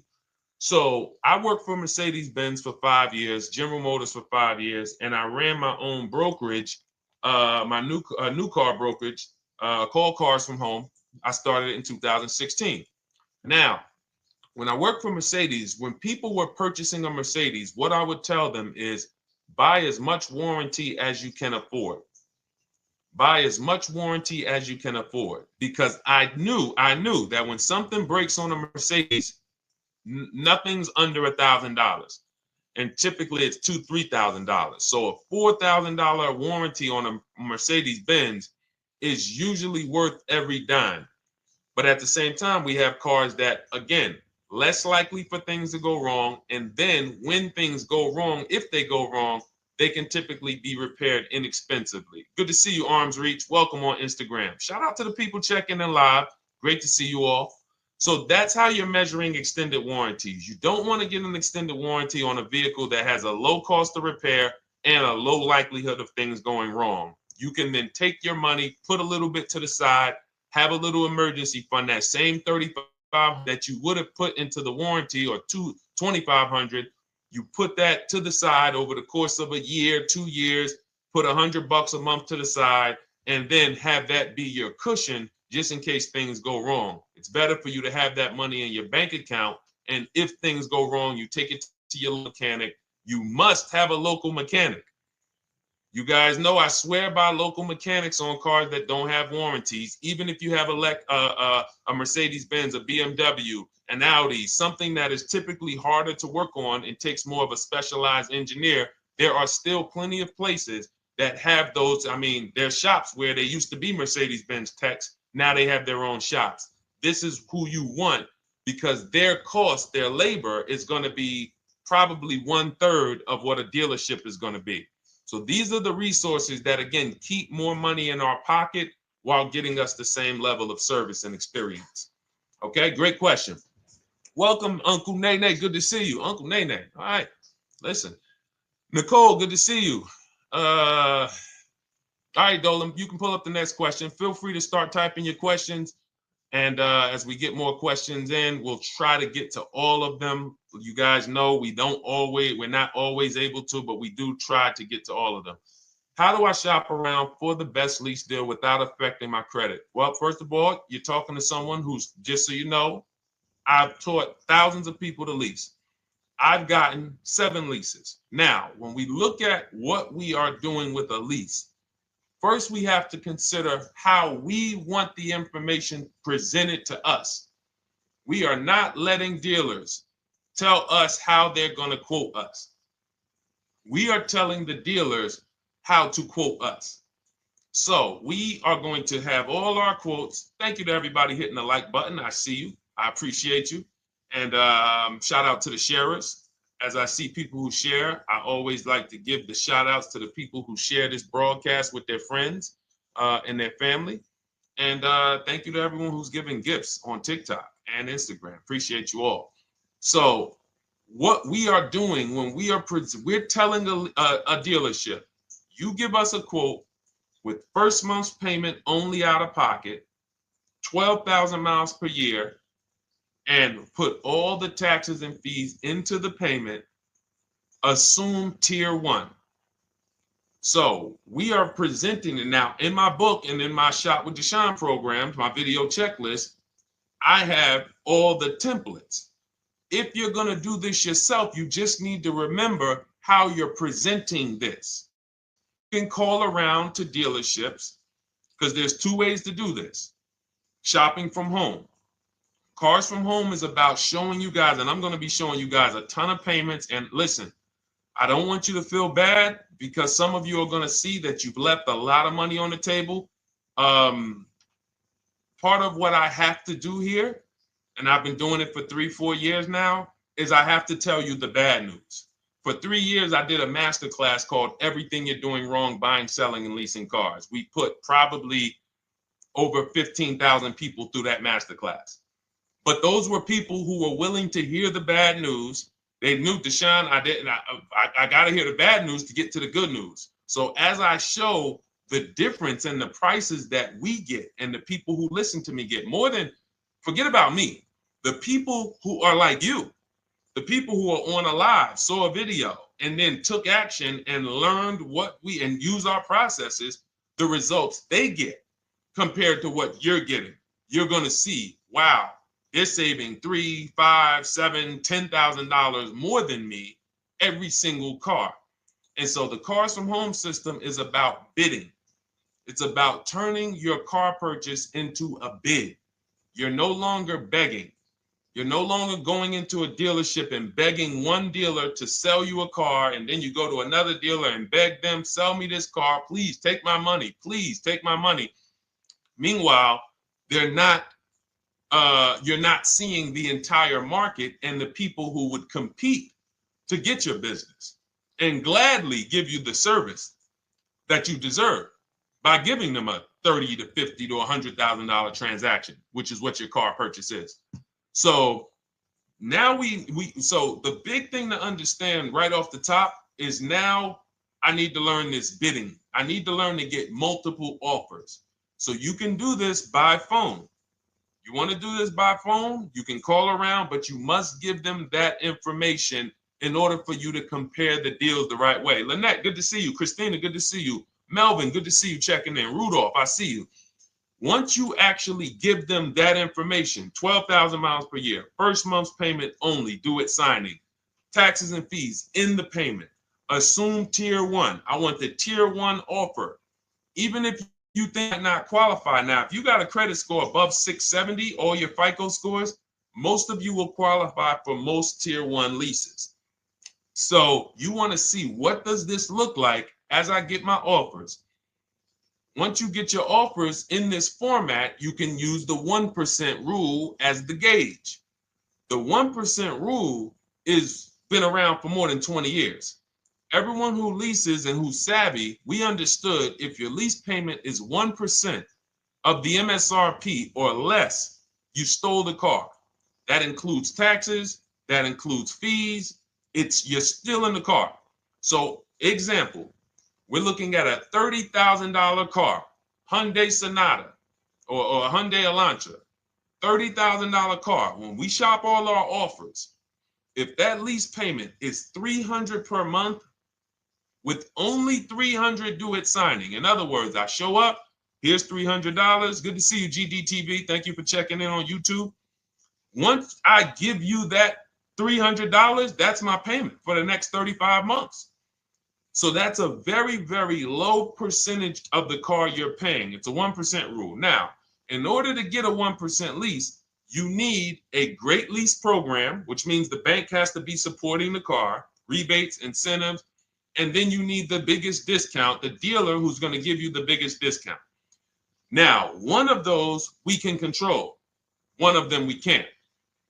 Which one can't we control? And for those of you who are new here, we don't play around here. But my people who are moving, and again, I'll show you, like a lot of people, we got a lot of people who've been following us, using our processes. They're locked in. They're not casually on a live here. We're not casually here talking. They are locked in. Like, boom, okay, I hear you. They're answering, they're typing, they're not, vacuuming in the kitchen and trying to hear. You can't do. We're talking about your second most expensive purchase of your life. It's going to be, you got to lock in. You got to challenge yourself to block out the distractions while we're on this stream, because this is your money. And if you don't take your money seriously, the car salesman will take your money seriously. Oh, I like that. Praise the Lord. God is good. You don't take your money seriously, the car salesman will take your money seriously. Man. So, all right, now somebody remind me the question I asked. I got so happy about that little catchphrase that I forgot who we were. So I know we were discussing, okay, we're talking about the 1% rule. So now, one of the things we can't control is the bank. We don't know what the lease payment, what the lease program is on a car. So when we shop cars, we are going to now look at multiple offers, and here's what you're going to see. Now, I'm going to show you an example of how we know or how we expose where the dealers are concerning pricing. Now, you can't see this on TikTok, but on YouTube, Instagram, Facebook, you guys can see this. I'm going to tell you guys about it. YouTube just doesn't let us do the same type of stream.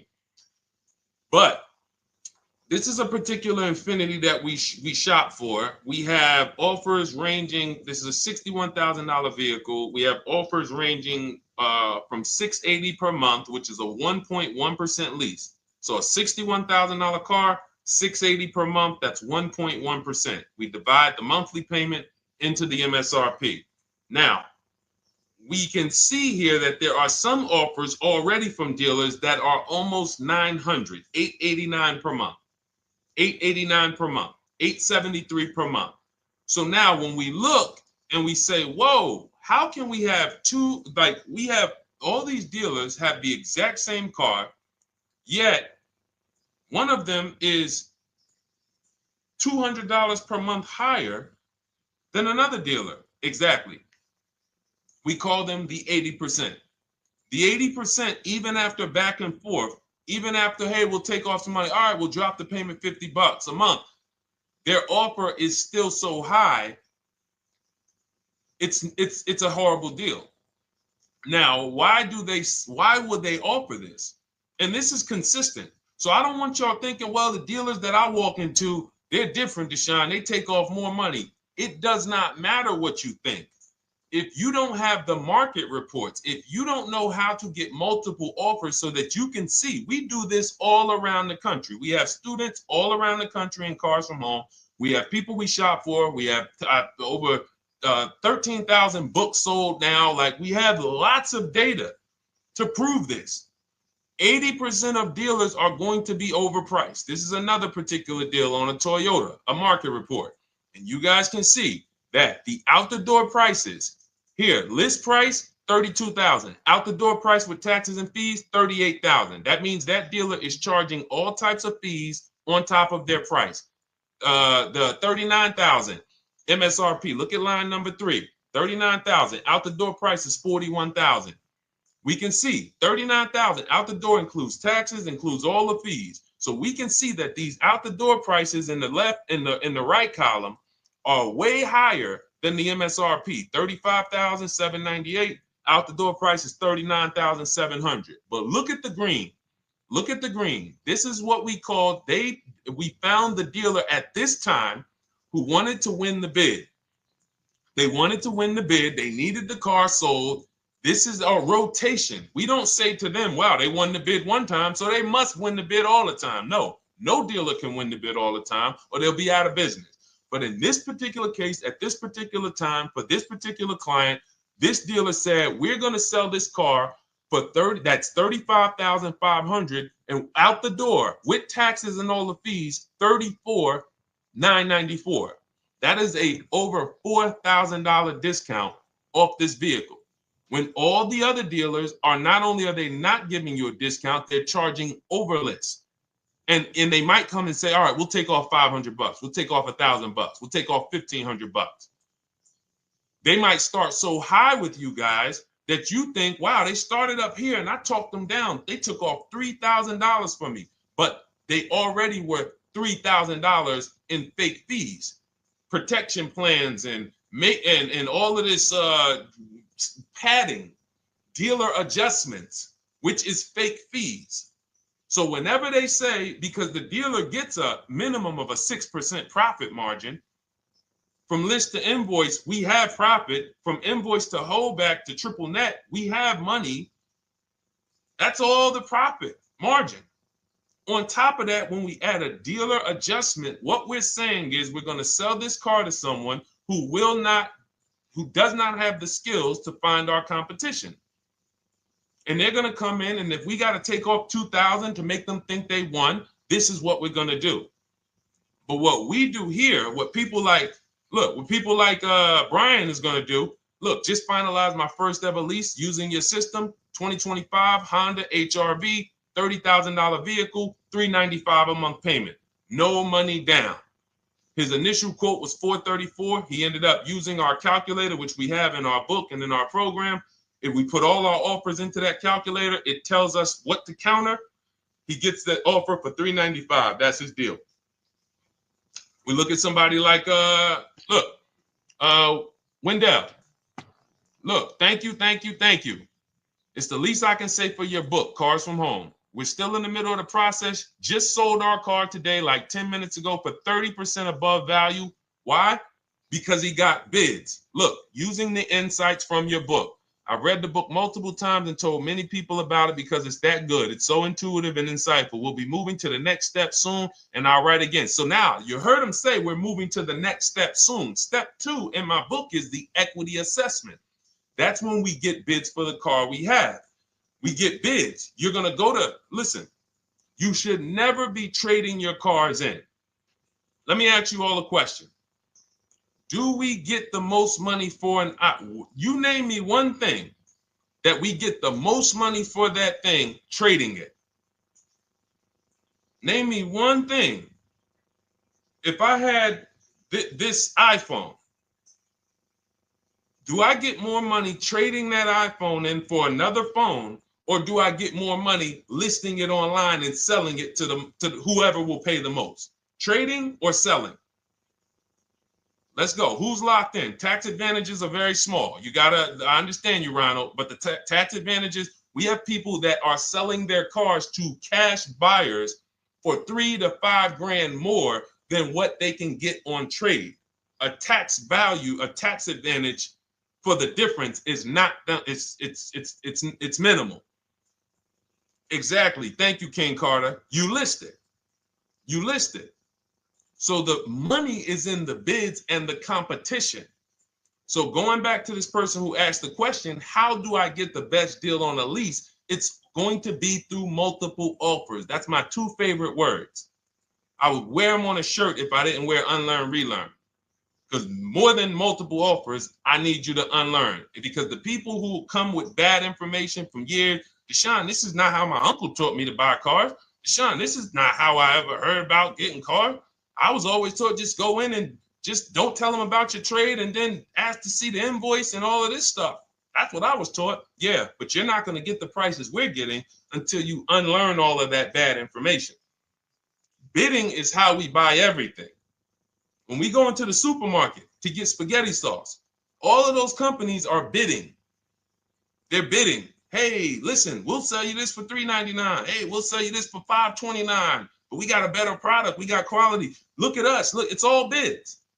Everyone who wants to sell us something is competing, except car dealers. Y'all notice that? So the mindset that y'all got to have if y'all want to really win and save all of this money and get these huge discounts is I'm going to start purchasing and leasing cars like I buy other things. It's going to be a competition.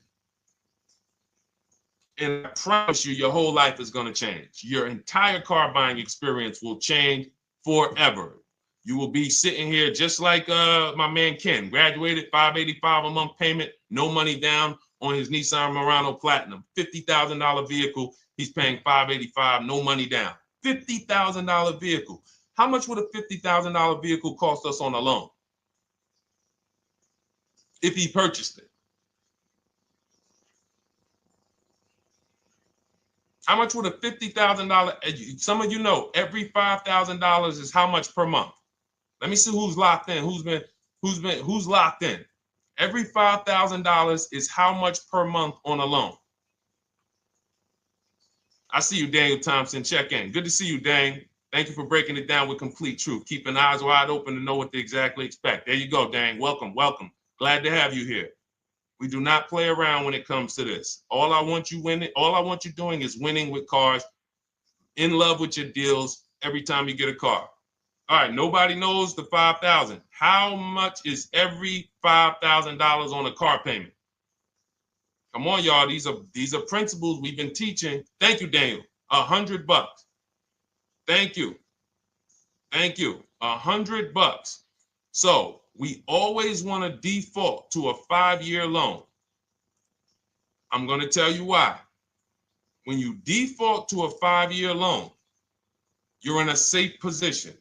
Now, defaulting to a 5-year loan means when I look at a $20,000 car, I'm thinking $400 per month.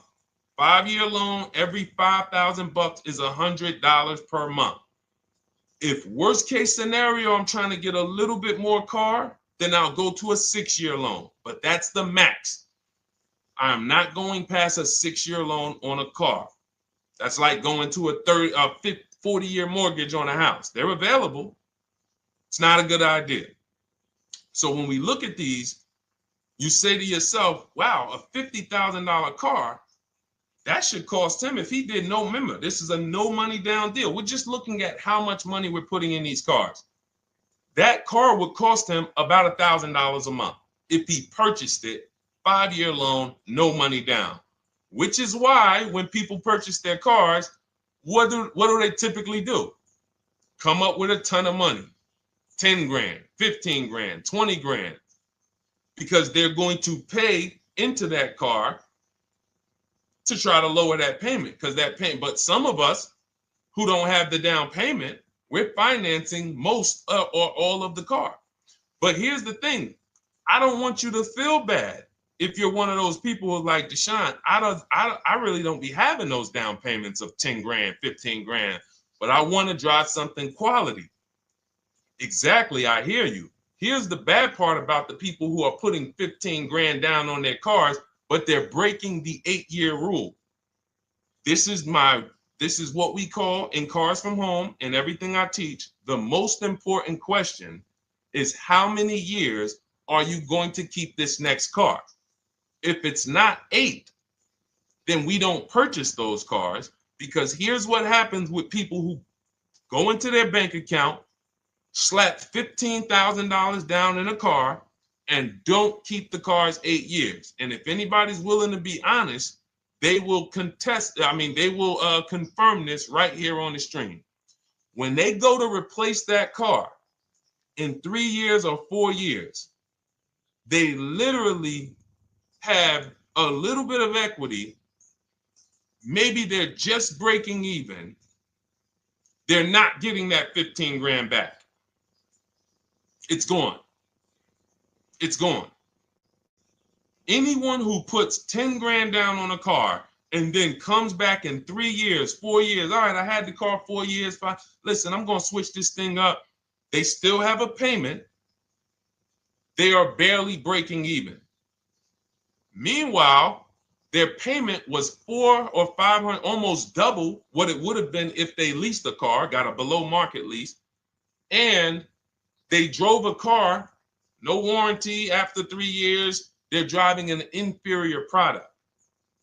So if it sounds like I'm here to destroy people from purchasing who are not keeping their cars long term, that is the goal. Because as long as you are buying cars that you're not keeping 8 years and you buy them, you turn around and you replace them, you are going to continue to spend way more money than people getting below market leases like Ken and like a lot of other people I'm going to show you on the stream. Lots of other people. Look, dealer American Senior Benefits Plan. He's enrolled with us under his company name. Dealer MSRP on this car was $36,300. 2025 Kia Sport X line. MSR boom 561. Monthly payment is $400. Use the system back and forth. Got $400 a month on a 2025 $36,000 car. Once we put our taxes and fees in that would be a $700+ payment. $700 payment. He's paying $400. And y'all wonder why people are losing cars. $300 more per month to drive the same car? It's ridiculous. Imagine somebody like you, when you learn, now you're pulling up. I'm going to tell y'all one more story, and then we'll go into some more questions, because you might not remember what I'm saying. So those of you who have the book, you got this for the rest of your life. But you will remember, hopefully, a story. I'll tell you about my neighbor. So my neighbor finds out that I'm into this car business and that I educate. And he said, hey, Deshone, I was watching some of your videos and I come across this 8-year rule that you teach. And his wife had actually had a Kia Telluride. Popular vehicles, probably been one of the most popular SUVs, that the Palisade, since 2007, 2019. Super popular vehicles. People were charging $5,000 over sticker for them during the pandemic. People were paying it. We were getting them at discounts. Now, his wife totals the truck. She has an accident, totals the truck. She's fine. Truck is totaled. He was financing it. He said, Deshone, I see this 8-year rule thing, man, and I don't keep my cars 8 years. I said, okay. He said, so I'm thinking I should, like, you're saying I should be shopping for a lease on my next one. I said, exactly. I said, make sure you get multiple offers, because if you just walk in and say, hey, work me up a lease, they'll give you the same payment you had on the purchase. And then they'll tell you something ridiculous that they want you to believe, like, hey, the lease is the same price as the purchase, so you might as well just purchase it. And people believe this stuff. Now, I said, you get multiple offers, stay at home. He calls me, he says, Deshone, I got the new version of the Telluride, new. I'm paying $479 a month. He's $497, and then he said, I think he put down like $1,000, bring it down to $479. $497. He was just paying $800. Do you think anyone can tell him anything about leasing? He's pulling up in the same exact truck. In fact, the newer version. He knows he wasn't going to keep the car long term anyway. He's not going to pay it off and then keep the car and have a paid off Kia Telluride for 10 years. That's not what he does. He keeps them 3 years, 5 years, 7 years, and then he replaces them. So why is he paying $800 a month for years, no warranty, when he could be driving brand new ones for $497 a month, problem free? But as I said, some people are determined to pay more. But the people who, once you get this leasing thing, if you're not keeping your cars, it will change your life. Now, again, I got a car I'm purchasing, we're keeping it. Anything you are buying, keeping 8 years, forget about leasing. It shouldn't be a thing. Who keeps their cars more than 8 years? Let us know. You're an 8+ year person, let us know. In fact, I don't even want to ask, who has a car right now that they've had more than 8 years? And then we'll answer. I want to get Kathy's question too. And then let's get some purchase questions. Let's get some used car questions. Let's get some bank financing questions. We do it all here. But one of the most misunderstood subjects is this leasing thing, and it is costing you guys thousands of dollars every year. And you're driving old cars with no warranties, paying high payments on them because somebody told you you should be purchasing cars. I'm here to tell you they owe you money. They owe you money. All right? So who has a car right now that they've had more than 8 years? Let us know. How many years have you had it? And by the way, for those of you who just joined, this is our Tuesday, May 6th live. We are live every Monday through Thursday at 12 noon Eastern time. So for those of you who are here catching us live, that's when we're live. We will rebroadcast this and replay this show throughout the rest of the day for those who could not catch it, or if you had to jump off, go back to work. You're like, oh, I got to go back to work. You can catch it on the replay throughout the day. But we are live Monday through Thursday at 12 noon. So welcome to the people who are here. EJ, driving a lot of miles does not matter. Let me break this down for you. So right now, let's go to somebody who else has a lease. Let's look at, because who's heard with leasing you can't drive too many miles? Who's heard that, right? Type me if you've heard that. Let's go. Type me if you heard that. Come on, where's the locked in people at? I see Kathy, I see EJ, I see DJ Ant Nice, I see XP. All right, I see Mr. Slim. Welcome to the community. I see Rhonda. All right, where are the locked in people? Instagram, where we at? Locked in. All right, dang, I see you. Jamel. All right, perfect. So, Sherry, I see you. Sherry Baker on TikTok. So you've heard, oh, you can't drive a lot of miles with a lease. Let's be clear here. You choose the mileage on your lease. It's not selected for you. In fact, the only time it is selected for you is if you don't realize you choose it. That's the only time they're going to choose your mileage for you. If you go in and you do something like, hey, work me up a lease deal, they're probably going to work you up a 10,000 mile a year lease deal. And they're probably going to say, hey, you need $3,000 down, and this is going to be your payment. And next thing you know, it's a high lease, and it's just terrible. Happens all the time. We tell people how to quote us. First payment due at signing, taxes and fees in the payment. So now let's look at a lease, and let me show you what it would look like. So this is Val Boss Lady. She's in our Shop with Deshone program. Everything that you guys know that we're talking about here, if you're like, hey, I really, really want to go deeper, I want the step-by-step, the blueprint, that's my digital book, Cars from Home, 7 Steps to Saving Time, Money, and Avoiding Dealerships. Normally $97.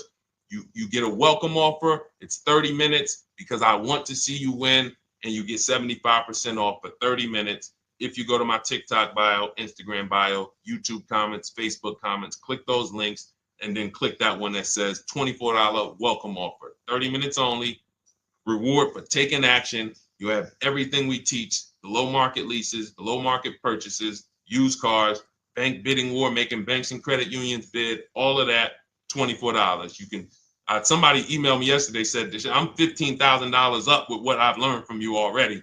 And so if you can get it for $24, you can save tons of money for the rest of your life on a $24 investment. In this case, Val's in our, she's more of a wants to do it with me type. Videos, checklist, she doesn't want to read. That's our Shop with Deshone, do it with me program. I coach people. And so she gets a deal on this particular car. Same information, by the way.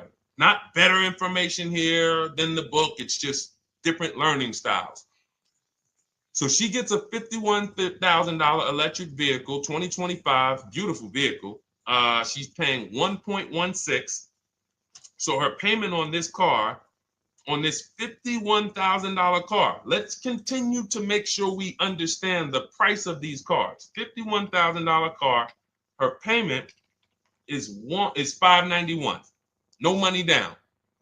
Now, some of you might say, wow, if I got $591, I'd probably put like $3,000 down, bring it down to $499. You could do that. That's how we can do. We can do that because she already got an incredible deal. Then we're just determining how we want to structure our payment. And thank you for everybody sending me gifts. I appreciate you. Thank you for all the badges. I don't take it for granted. And thank you for everyone who's hit the like button. Those of you who are double tapping the screen. Every time you hit something on TikTok, you like it, you double tap the screen, you keep running those likes up. We appreciate you. It does matter. It helps spread the word. So let's say Val wanted, she's a high mileage driver like EJ. Let's say, EJ, how many miles per year do you drive? 20,000, 25,000? Let us know. I'm gonna show you why. In my book, I have 2 strategies for high mileage drivers. I'll tell it to you guys right now. How many miles a year do you drive, EJ? 25,000, 20,000? Those are both high. Let us know. Or if anybody, else, because, anybody else who's a high mileage driver, let us know. How many miles? 26. All right. Thank you, EJ. So let's just round that to 25 for now. Let's just round that to 25. So let's say instead of her $591 payment for a $51,000 car, now you could shop for a $30,000 car and you can have a 1% payment. If it was, a similar deal, you'd be paying $300 a month. In her case, she has a $51,000 car. She probably wanted a nice SUV that looks beautiful, that some other people are paying $1,000 a month for. She's paying $591. But if she wanted to bump it up to 15,000 miles a year, she'd be paying another $30 more per month. She'd be paying $620. Now, if she wanted to bump it up to 20,000 miles per year, she'd be paying probably another $80-90 per month. So she'd probably be paying $700 to drive 20,000 miles per year. Now, let me tell you guys, because some of you guys who are like, yo, man, those payments are high. We're talking about $50,000 cars here. So if you were shopping for a $30,000 car or $35,000 car, naturally, if we took the same exact numbers, let's take a $35,000 car, 1.16 lease. That's a 406 payment, probably $399. So now, in order to go, and let's say you're a high mileage driver, just like EJ, you want to add another 15,000 miles to your lease. You're probably going from 400 to 550 or 575. But you have all the mileage you need. And here's the beautiful thing about that. If I'm paying $175 more per month, but I get all the mileage I want, and when I drop this thing off, I get a new one, I don't have to worry about negative equity, and I put no money down. That is way better than what most people are doing out here, what everyone's doing. Because I'm gonna tell you what most high mileage drivers do who don't put money down. They will go in, buy a car, take a super long loan, 6 years, 7 years, just so they could afford the payment. Now, here's what happens. They drive the car, they put 25,000 miles a year on it. They come back in 3 years or 4 years, and they say, wow, I got 100,000 miles on this thing already. Let me go and swap out the car. What situation are they in at that point, guys? You put 100, you got a 6-year loan, average loan. You drove 25,000 miles per year. You put 100,000 miles on the car in 4 years. You come back, you still have 2 years of payments left. 15 grand negative equity. I used to see it all the time. Thank you, I am rich. Locked in on Instagram. I see you. Locked in. See it all the time. Every car salesman who has dealt with a normal 25,000 mile high mileage driver that does not keep their cars sees it all the time. They come in, yo, man, what you do for a living? Man, yeah, I do DoorDash, I do Uber. Oh man, I work in sales. You know, I'm on the road a lot. You know, I'm here. You know, all right, I want to replace this thing. I got like 110,000 on it. Okay, you still got a loan on it? Yeah. All right, we already know you got negative equity. Then we appraise the car. All right, the car's worth like 7,000. How much you owe? Man, you owe 19,000. All right, well, what can I do? Can you get me into something? Roll that loss all the way over. On top of that, you finance the car, so your payment is high. You finance the whole car, so you're paying a high payment compared to if you had leased, just literally shop for your leases, added your miles to the lease that you needed. You're paying $175 more per month. You got a brand new car. And I'm going to tell you, I did not make this up. I learned this from someone. A lot of what I'm teaching you, I learned from my clients when I was in the dealership. This guy, I worked at Hyundai for six weeks. Man, this dealership, the owners got indicted. I got out of there. Way before the owner got indicted. It just had straight up highway vibes, like the worst you could ever imagine. As I was in there for 6 weeks, I was a manager. I enjoyed being a manager. We did a lot of deals in my department in 6 weeks. But I said, I am out of this place. Anyway. But I learned something very valuable there. We had a client a customer was returning his lease on his Hyundai Sonata. Guy comes and I'm grounding the lease. I'm doing the paperwork for him. He has 72,000 miles on the car. 72,000 miles. I said, how the heck? I said, you lease this? He said, yeah, I always lease. That's all I do. He said, I used to buy my cars every single time I came. I had to put large down payments, 10 grand, and then I'm still having negative equity when I come to trade it in. I'm having high payments. It's ridiculous. I looked at his payment, and let's say the average payment for a good deal on a Sonata at that time was $300, $325, whatever it was. He was only paying like $550. He was only paying like $150, $175 more per month. He had a 25,000 mile a year lease. And that's what he did. I drive these cars. I'm on the road. Boom, boom, boom. I change my tires. I do my maintenance. 3 years. It's a fixed cost. There's no variable cost. I don't have any surprises. I'm not getting hit with a negative equity bill that I got to transfer, which means when I transfer my negative equity, I get less car on the next transaction. Because if I got to bring over 15 grand of negative equity, that's probably 300 a month that I'm paying for my old car when I get my new car. So if my new car was 400 a month, but my negative equity is another 300 a month, I'm getting less car for my money because now I got to take all those losses and bring them over to my new car. This is high mileage drivers and people who don't understand leasing. That's why you're losing so much money. And when you just flip the switch and realize Deshone is not talking to me emotionally, I am not talking to you about never do this, never do this, like these other people who say this, do this. This is how you buy a car. They never talk numbers. Y'all notice that? You notice that, right? You never hear them talk numbers. It's always never do this, always do this. This is the worst way to do this. This is the most expensive way to do this. This costs you the most money. They never talk numbers, though. That's why everything I do is to show you the numbers. Thousands of transactions since 2006 in the car business, helping people the last 4 years all around the country. This is the numbers that they might not understand. So if you're not keeping your car 8 years, it does not matter if you drive 20,000 miles a year, 25,000. You should be looking at a high mileage lease. Or my second strategy for high mileage drivers is this, because some of you want a nice car. This is for my people who you're like, man, Deshone, I'm on the road. I got my car that I do my work in. I kind of, slep it around. I don't really want to lease something and then put, that wear on it. I got stuff. I'm throwing bags in the back, whatever it may be. There's a strategy we created called 2 cars, 1 payment.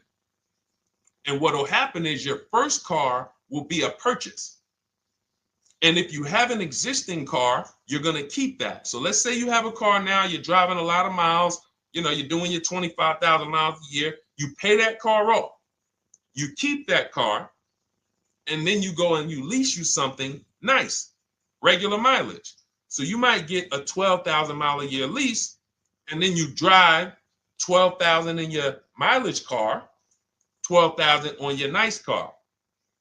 Because some people are like, I want a car that I could, when I need to go somewhere nice, this is what I want to drive. When I'm with my family, this is what I want to drive. But when I go to work 5 days a week, I'm going to drive my mileage car, 3 or 4 of those days, and then I'll take the lease maybe 1 of those days, and I'm splitting the mileage. You still have 1 payment. It's low. And then every couple years, you replace the mileage car or you replace the lease car, and depending on when the lease is up. But you want to keep that, and that mileage car should be something that will last. Ideally, something that you can get 200, 300,000 miles a year out of that car. Because that's what that car is there for. Man, I'm hopping in this thing, man. Oh, transmission went out at 170,000 miles. Go get you a rebuilt transmission. Boom, boom, drop it in there for $2 grand. Get another 80,000 miles out of that car, but you still got your lease car, and you're just splitting the mileage. Both of those are short-term strategies for high mileage drivers. That is not for long-term people. If you're a long-term person, I keep my cars 8+ years. Forget about leasing. You should just be finding the best deal, below market purchase, keep the car, something you can keep for 8+ years. You can put 30,000 miles a year on a car 8 years in a row. If you get the right car, and in 8 years, you got 240,000 miles, and then you replace it. Forget about leasing. This is only for you guys not keeping your cars 8 years. You're getting killed on depreciation. You're paying tons of money. This is you are the people who should be leasing. Okay? So everything we're talking about this is the Cars from Home system. We teach this. I'm not freestyling this. This is in my book, digital book, Cars from Home, 7 Steps to Saving Time, Money, and Avoiding Dealerships. We have two strategies for high mileage short-term drivers, 1 strategy for high mileage long-term drivers. And so if you want your copy, you can get it for 75% off. That's our welcome offer to you. As a 30 minutes. Welcome. Thanks for being here. I want to reward you. If you want everything we teach in a step-by-step way, go grab your digital copy. It's in my TikTok bio. It's in my Instagram bio. Click those links. We also got a link in the YouTube comments and the Facebook comments. Grab your copy and make sure as soon as you purchase, screenshot the thank you page. You're going to see thank you for your purchase. screenshot this page because it has my support team's email on there. And then there's a link for you to open the book right there. You can save it right to your computer or right to your phone. Okay, but and we also have a special for those of you who are like Deshone. What about that, video checklist and coaching program? That's lifetime access to my video checklist. You're like, maybe Deshone, I don't really read. I like step-by-step videos. And also, I want to be in your Facebook group. We have 1,600 people before you that are in that group, 2,300 people that are shopping with us that have a lifetime access to our video checklist. We have a $200 special for that welcome offer. And so I'm always about rewarding people for taking action with a special offer. It's limited time though, and so get in where you fit in. All right, let's keep it going. Thank you, Corey. Said amazing knowledge. Thank you. And I'm glad I saw somebody said that's a great idea with the 2 cars. Thank you. It's a great idea. All right. You've convinced me to lease my next vehicle. Awesome. Awesome. Does your service shop for lease terms on the car? Absolutely. If you qualify for done for you, that means you just want to relax. That means we only shop for new cars and leases for people, new purchases and leases. And you have to have a FICO score over 670. But yes, here is a market report that we prepared for a client. Let me put on do not disturb. Here's a market report we prepared for a client. Okay, so I showed you that that's an affinity. We didn't even finish that. We had just started for this client. But this is, do I have one here? No. Do I have a lease market report here? Yeah, right here. So that's an example of what a Kia, this is a particular Kia lease where their best offer was a 1.27 offer. Now, here's how you know you found the bottom of the market. And again, whether you're using the book or whether you're calling around, again, you can call around to do this. The key is not going into dealerships. You cannot do this going in. Once you get your offers, you know you found the bottom when your best offer is between $150 to $200 less per month than your worst offer. And if you're purchasing, you should see a spread of between $3,000 and $5,000 minimum between your best offer and your worst offer. That's when you know you've shopped correctly. Because until you find the 80% dealers, you have not shopped correctly. If you're like Deshone, these prices still seem close. You have not found, you're talking to the 80%. You haven't found the 20% yet. Because the 20% is going to be that $3,000 to $5,000 less than the 80%. That is just the numbers. That's the way it works. So yes, so when some cars you're going to see that the lease program won't allow for a 1.1% lease. The best offer, like we've shopped Hyundai Palisades for years, and I got my dad one back in November, and his best offer is like around 1.3, 1.28. That's the best I've ever seen on a Palisade. I've never seen a 1.1 on a Palisade. I've had people in our Charles, some of you know, I posted pictures of him when he got his Palisade last year. We clear out the old pictures because we got a bunch of new people with 2025. So we're not going to sit here and talk about 2024s anymore. We got Ken, we got Melissa, we got Sheree, we got a bunch of new people, just Ralph. We're not going to, but I do remember posting Charles who got his Palisade and he's like, he shopped, used the system, got his multiple offers. Best deal was 1.3. So that's where it comes in at because of the lease program. That dealer is already taken off to win the bid, probably taking off $5-6 grand. But if they don't have more rebates and more incentives and a better, then it's not going to lead to a 1% lease. So the 1% leases come from major incentives. Maybe sometimes they have too many of the vehicles. They want to move them. Lots of bank support. But what I tell you is you should be looking for between 1.25 and 1.5. That's how you should budget for a lease, between 1.25 and 1.5. That's a great deal. And if it has a really aggressive lease program, once you get your bids, you're going to see it fall under the 1.25. You see it fall into 1.1, 1.2. but we don't know what the lease program will be until after we shop for that vehicle. Okay? So yes, absolutely. It's an empowering way to shop.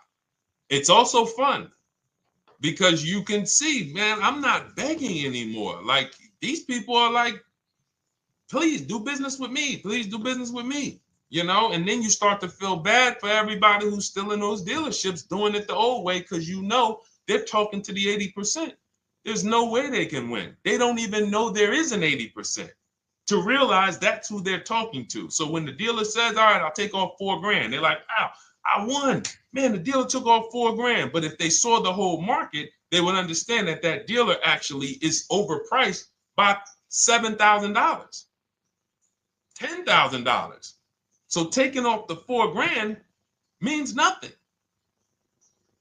It's just sad. It's a sad thing. And that's why I spend my time trying to convert you guys from negotiating one-to-one to getting multiple offers so that you can see for yourself.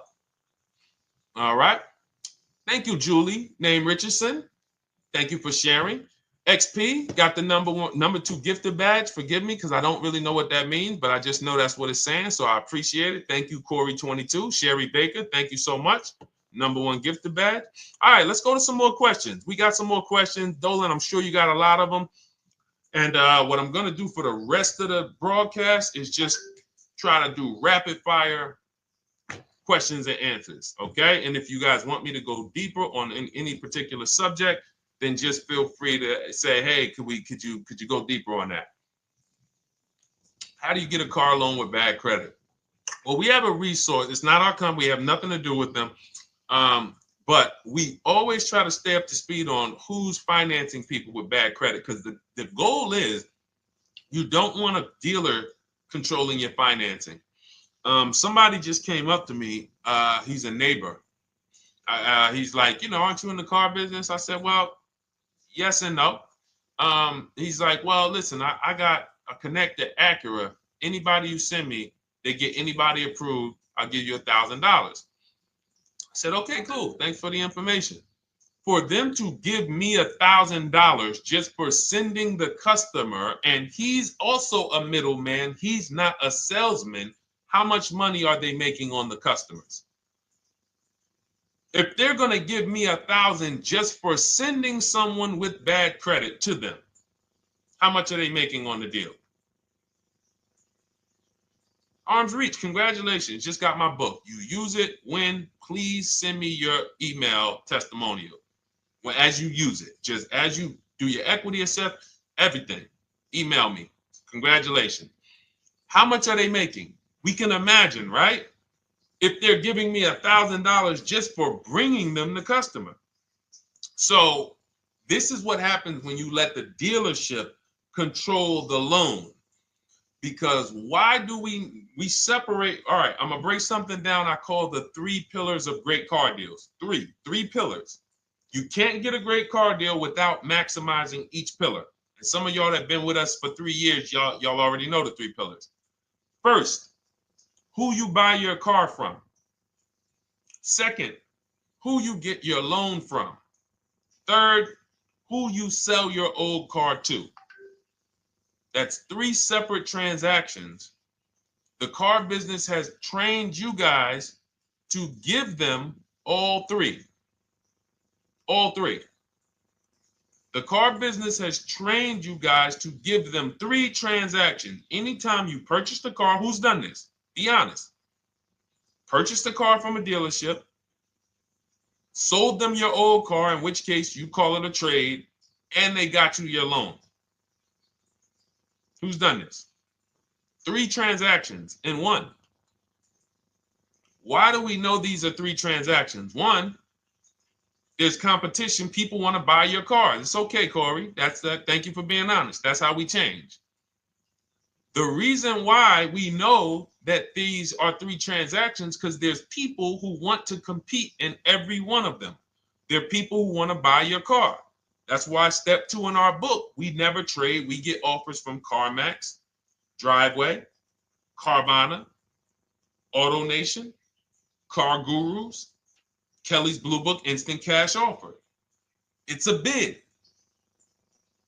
We just had someone sell their lease. Miss Hickman, she sold her lease, made $4,700 selling her lease. CarMax won the bid. Drove the car for 3 years, had equity. She dropped her lease off. They gave her $4,700. Won the bid. That's one pillar. Second, who I'm going to get my loan from if I'm getting a loan. Those of you who are paying cash or leasing, this is not a pillar. But we need to bid out our loan. We had a great talk yesterday on our show yesterday where I asked, who do you guys get your loans from? Most people said the bank, the credit union, the dealership. One person said the right answer, whoever gives me the best APR. That's the right answer. And then we have who we buy our car from. There's banks and credit unions that want to compete for our loan. There's multiple dealers who want to compete to sell us a car. So we can't get a great deal until we have bid out each pillar. And that's why when we have bad credit, if we let the dealer now control, this dealer has a car. We didn't bid out that car to find out, is it a great price? Now they're also giving me the loan and they're charging me 25%. We didn't bid that out to see, is that the best loan I could get, even with my bad credit? Is that the best loan I can get? So the key, what you want to do first, if you have bad credit, is I'm online looking for anyone who will finance me with bad credit separate from the dealer. I'm not going to Carvana.com and saying, hey, you can get a car with us you can get a loan with us as long as you buy a car from us. You're mixing the transactions. You're taking away my ability to get bids. I'm finding someone you should check out. There's a resource. Oh my goodness, what's the name of the company? It's in my book, but I want to give it to you.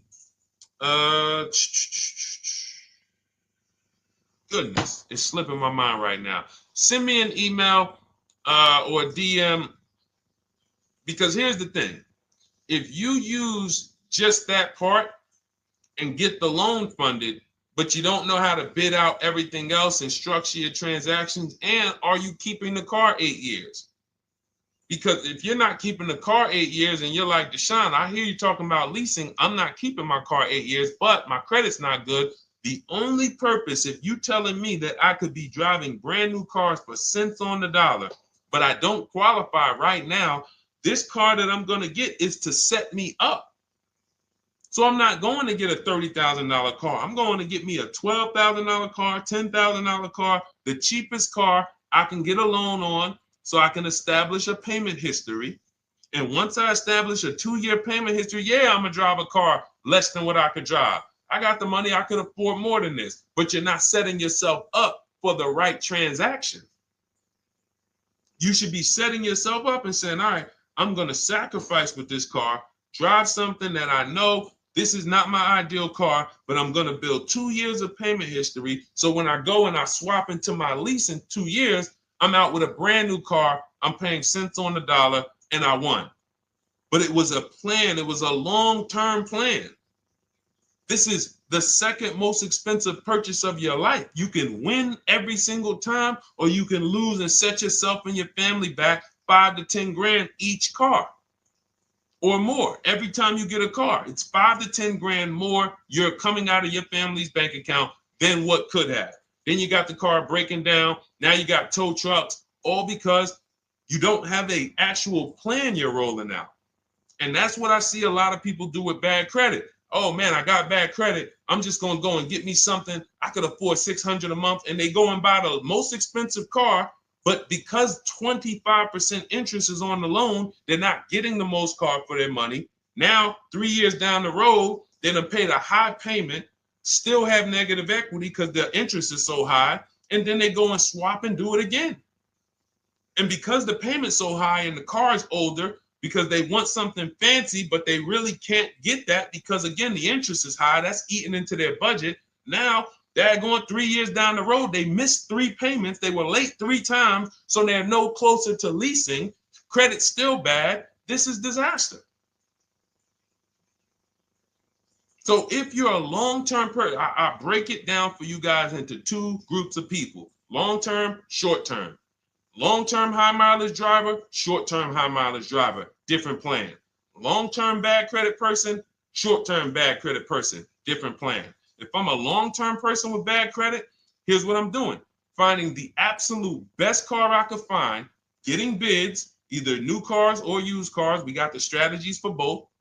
You can use the marketplaces, cars.com, Car Auto Trader. We got a whole strategy for how we find used cars, but you find that car, you pay your loan of 20%, 19%, 18%, if that's the best you can get. Because here's what you're going to do. In 2 years, you're not swapping into a lease. In 2 years, you've established a payment history, you fixed your credit, and now what are we going to do? You got a quality car. You're not thinking about trading it. You're not thinking about replacing it. You're like, man, this is my car. It's a great car. I'm just paying daggone 20% interest. What do I do now after 2 years? Now that my credit is good because I got a quality car, dependable car, I'm focused on fixing my credit over 2 years. What am I going to do after 2 years? Anybody?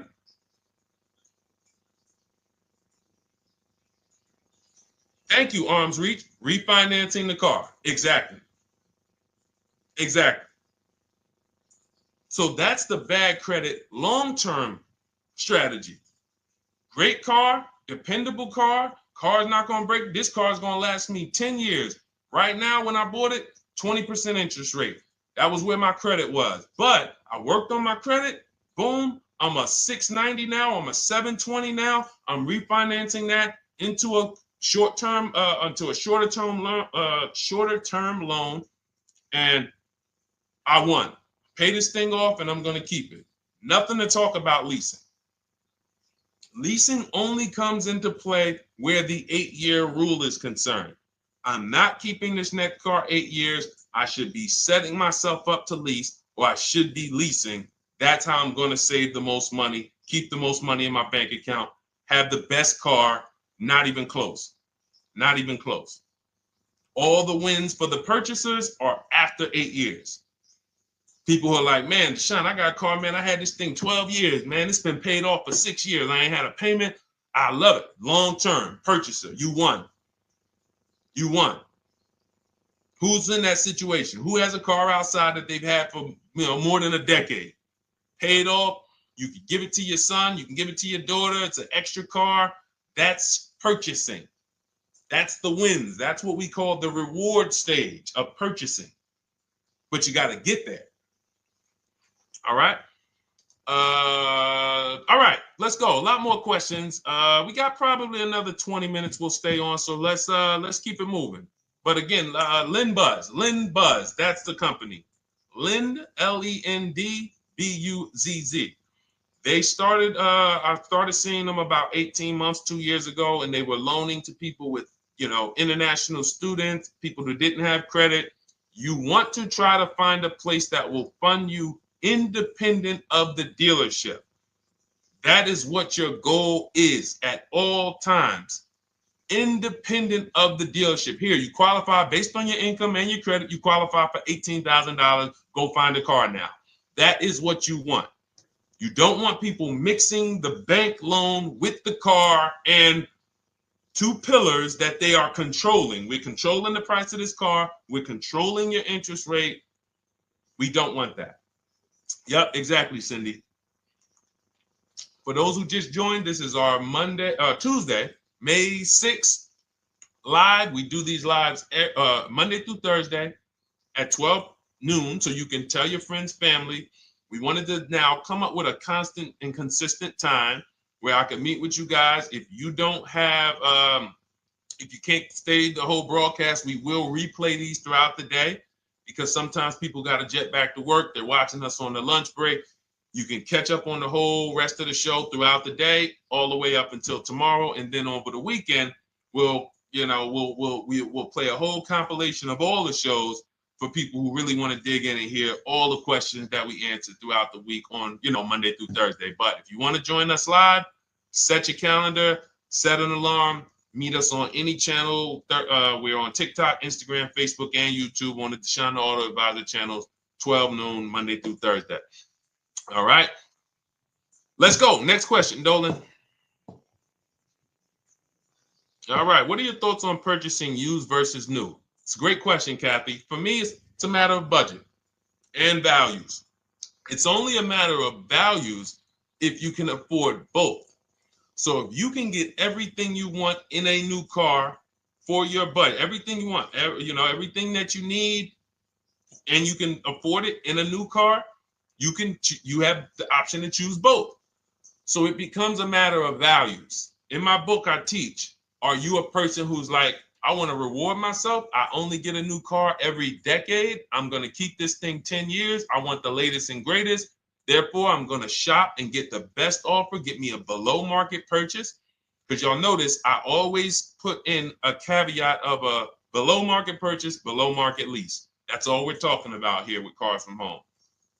That's all we're talking about. You need to, every purchase you make or lease you get, you want it to be a below market lease or purchase. So now, if I could afford both, is it I'm going to reward myself with a new vehicle, or do I have these other values where I actually want to knock 20 to 30 to 40% off the price to get even more for my money? So that's really up to you if you can afford both. There's no right or wrong there. It's a matter of, like I said, the values. Now, some of you once you look at your budget, I have a tool in my book and in our video checklist, the coaching program called the Perfect Budget Calculator. We invented this. So it's not on Google. You'll hear a lot of the stuff, almost nothing we teach. You're like, if you ever go to look for it, the 8-year rule. No one talks about it. We created it. This is our intellectual property that we created to teach you guys to create these boundaries, the rule of 72 and the 10th birthday, 1.5% rule for overpaying for leases. These are all things that are absolutely proprietary to Cars from Home. But one of them is this Perfect Budget Calculator. Sometimes when we're factoring budgets with most calculators, they don't include fees that we know dealers have. And I'm talking about legitimate fees, tax, documentation fee, motor vehicles. So we're putting our budgets together, but we always get caught out there. Who's had that happen? You got it all figured out. You get to the dealership, you bought the car, and they're like, well, what are you going to do with the fees? Because you got $3,000 in taxes and fees. And you're like, whoa, where'd that come from? Sometimes they're lying and sometimes it's legit. But none of these calculators factor in the fees and everything like that. So we created this Perfect Budget Calculator that does.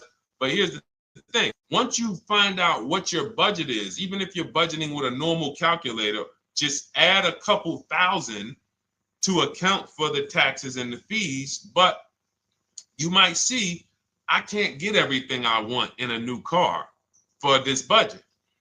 Everything I need, I can't get for this $24,000, in which case I need to go and look for a pre-owned one.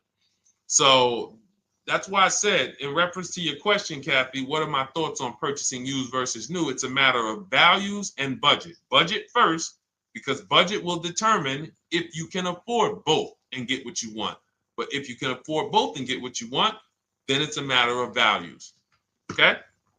So again, everything we're going over is in my new digital book. It's called Cars from Home, 7 Steps to Saving Time, Money, and Avoiding Dealerships. It's 5-star rated. Thank you to everybody who has taken the time to rate it and review it on Goodreads.com. It means a lot. And we can't continue to get this information out without you guys. So we appreciate you. And you can get your copy instead of $97, you can get your copy for $24 as part of our welcome offer. So that's 75% off. If you go to my link in my TikTok bio, Instagram bio, the YouTube comments, and the Facebook comments, we have a link there for you guys. And you can grab it. It's a digital book, so you don't even have to wait. It'll be in your inbox by the time you jump off the stream. But make sure when you get it, you screenshot that thank you page, because it has my support team's email. Sometimes you may be rushing, you're trying to get back to the stream and you type your email in wrong. Also, as soon as you purchase, the link to open the book is right there. So it'll say open the book below. You can save it to your computer. but I would rather you get it for $24 than $97. Although we've sold a lot at $97 because people feel it's worth every dime. You're going to save thousands and thousands of dollars for the rest of your life using what's in the book. Your first transaction, you probably save $4,000 to $6,000 to $8,000 depending on the car. So $97 is great, but $24 is even better. All right. And for those of you who have a different learning style, you'll see in there, shop with Deshone. You're more of a do it with you person. Do it with me, Deshone. Okay. We have lifetime access to shop with Deshone, and I coach you personally for 6 months. So we jump on Zoom calls twice a month. And some of you who may qualify for done for you, just do it for me. If you qualify for that, we have a welcome special for that too of $300 off. So get in where you fit. And those of you who are new or you're like, Deshone, I like what you're talking about, but I still don't trust you. You can start with our free cheat sheets. So just start somewhere so that you can start to reinvent how you're car shopping. Magley, how are you? Oh man, of course I remember you. Following for years. You actually were following me from the time God blew me up on TikTok. That was 2021. So I absolutely remember you and I appreciate you. And yes, it's so good to see you. Absolutely. Absolutely good to see you. All right, Dolan, we got a couple more questions. We got time for a couple more. Let's try to go as fast as possible. The discount for the book is not working. It says time ran out. It's 30 minutes. I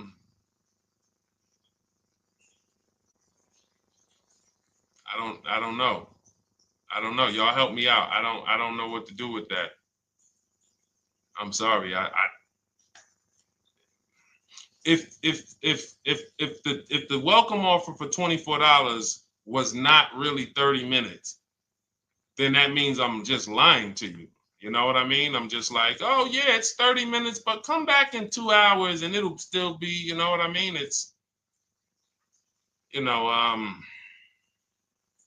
start with the cheat sheets. You know what I'm saying? Like start with the cheat sheets. Get yourself your free cheat sheets, and start there. And when you feel better about working with us in some capacity, you go to the next step. Start with the free cheat sheets. All right, let's go, Dolan. So I'm a new driver. Should I be looking to be an 8-year person or a lease person? Well, I'll tell you this. I got 3 young adults. 2 my daughter, my daughter who's 18, my niece who's 20, and then a young man that I, basically like a son to me who's in the Navy and he's 21. Well, he'll be 21 this year. So he's 20. Now, they all called me in the last 3 months because my daughter's getting her license. My daughter didn't call me. She's getting her license in the next, in June. And we've all talked about this. How should I get this car? Now, my situation when I was 22, I'd already bought a $500 Mitsubishi Eclipse. Transmission went out on me probably after 6 months. And then I bought a buy here, pay here car. This is before I got into the car business. I got into the car business, I was 22, working for Pontiac GMC Buick. So I get this buy here, pay here car. It was a quality Chevrolet Cavalier. I didn't know anything about cars, so I went to a local spot. They said, hey, put down this, just pay us $50 a week. So I did that. But 22, I had my daughter, and my boss says to me, hey, why don't you lease something? And I was already selling cars, but I just didn't think, could I even, qualify for a lease? I don't even know what I was selling them, but I'm just literally doing what most salesmen do. All right, he wants to lease. All right, what's the payment? Yeah, tell him it's this. All right, perfect. They said it's that. Oh, that's a little too high. All right, they said it's a little too high. All right, so that's what I was doing. I didn't really understand anything. That's most car salesmen. So I end up getting a Pontiac G6. I'm 22. I paid $256 a month. Now, it would have been less, but I didn't get a tier 1 approval because I didn't have, I think my credit was like mid sixes at that point. And you know, you really want to be over 670 to get most of the tier 1 approvals. But it would only raise my payment maybe 25 bucks. Wasn't a lot. Now I'm 22. I'm driving a brand new 2007. It's still 2006. 2007. I'm pulling up, brand new car, full warranty, $256 a month. At the same time, I have a friend, got a vehicle, Toyota, financed it, went in. She had, you know, we had our, she had a young child, a little older than us, maybe 1 or 2 years older than us. And then she goes and she purchases a car. $500 a month. She didn't get ripped. That's what a $20,000, $22,000 car costs. She got a Corolla. $500 a month. We're 22. Plus insurance. This is enough to break a young person, young family. I'm paying $256. She's paying $500. That right there. When I tell people that story, it's amazing to me how many people will say, Deshone, when I got my first car, my parents took me out. We financed this car. We financed this. I was paying $400, $500, $600 a month. Whether the parents were paying some of it, or they were paying some of it, or they were paying all of it. Thank you, Kathy. Appreciate you sharing. So this is what all of them, all three, well, 2 of them. I don't know about the young man. Because his parents.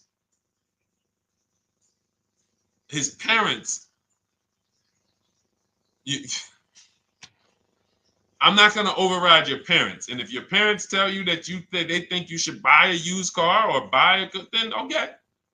But I'm just telling you, when you see my daughter and you see my niece pull up in brand new cars and they have low payments and they don't have to worry about getting stranded on the road, hey, call the tow truck. Do we still have a warranty on this thing? So I would be telling, again, 8-year rule.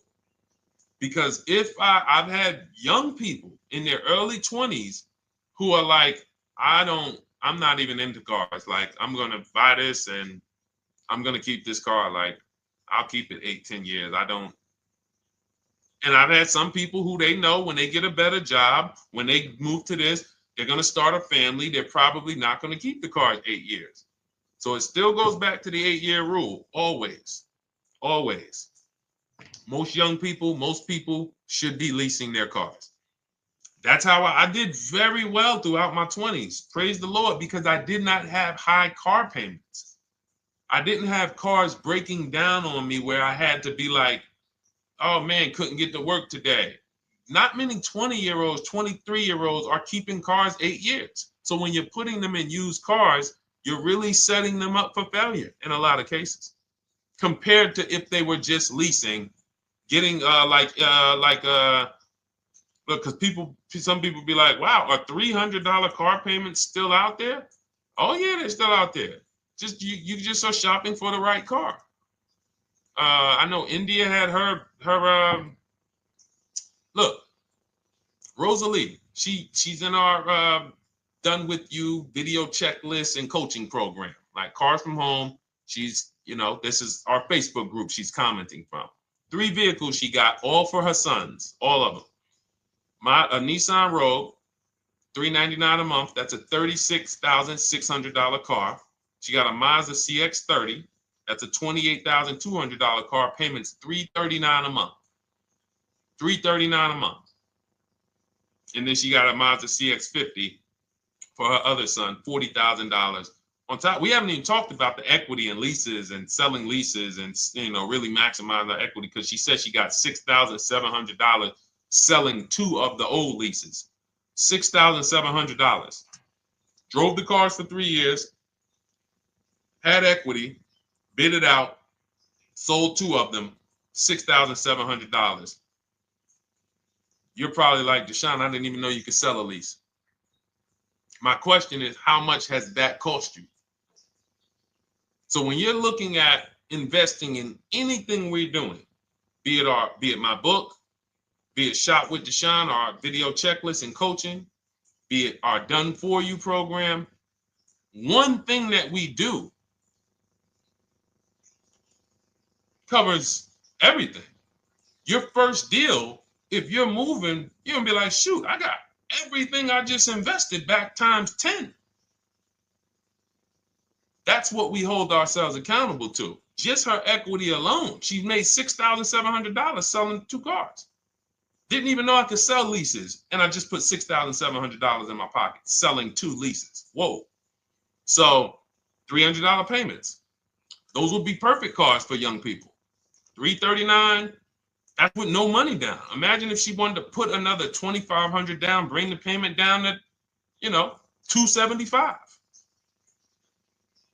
This is the way to be moving. And those of you who are getting this, are you getting this? If you're getting this, type some dollar signs. Who's getting this? Who's getting this? Type dollar signs in the chat. Who's getting it? Let's go. Who's locked in? All right. I see you, Mario. I see you, Dane. I see you, Terry Carter. I see you. Who's getting this? Who else is getting it? Who else is locked in?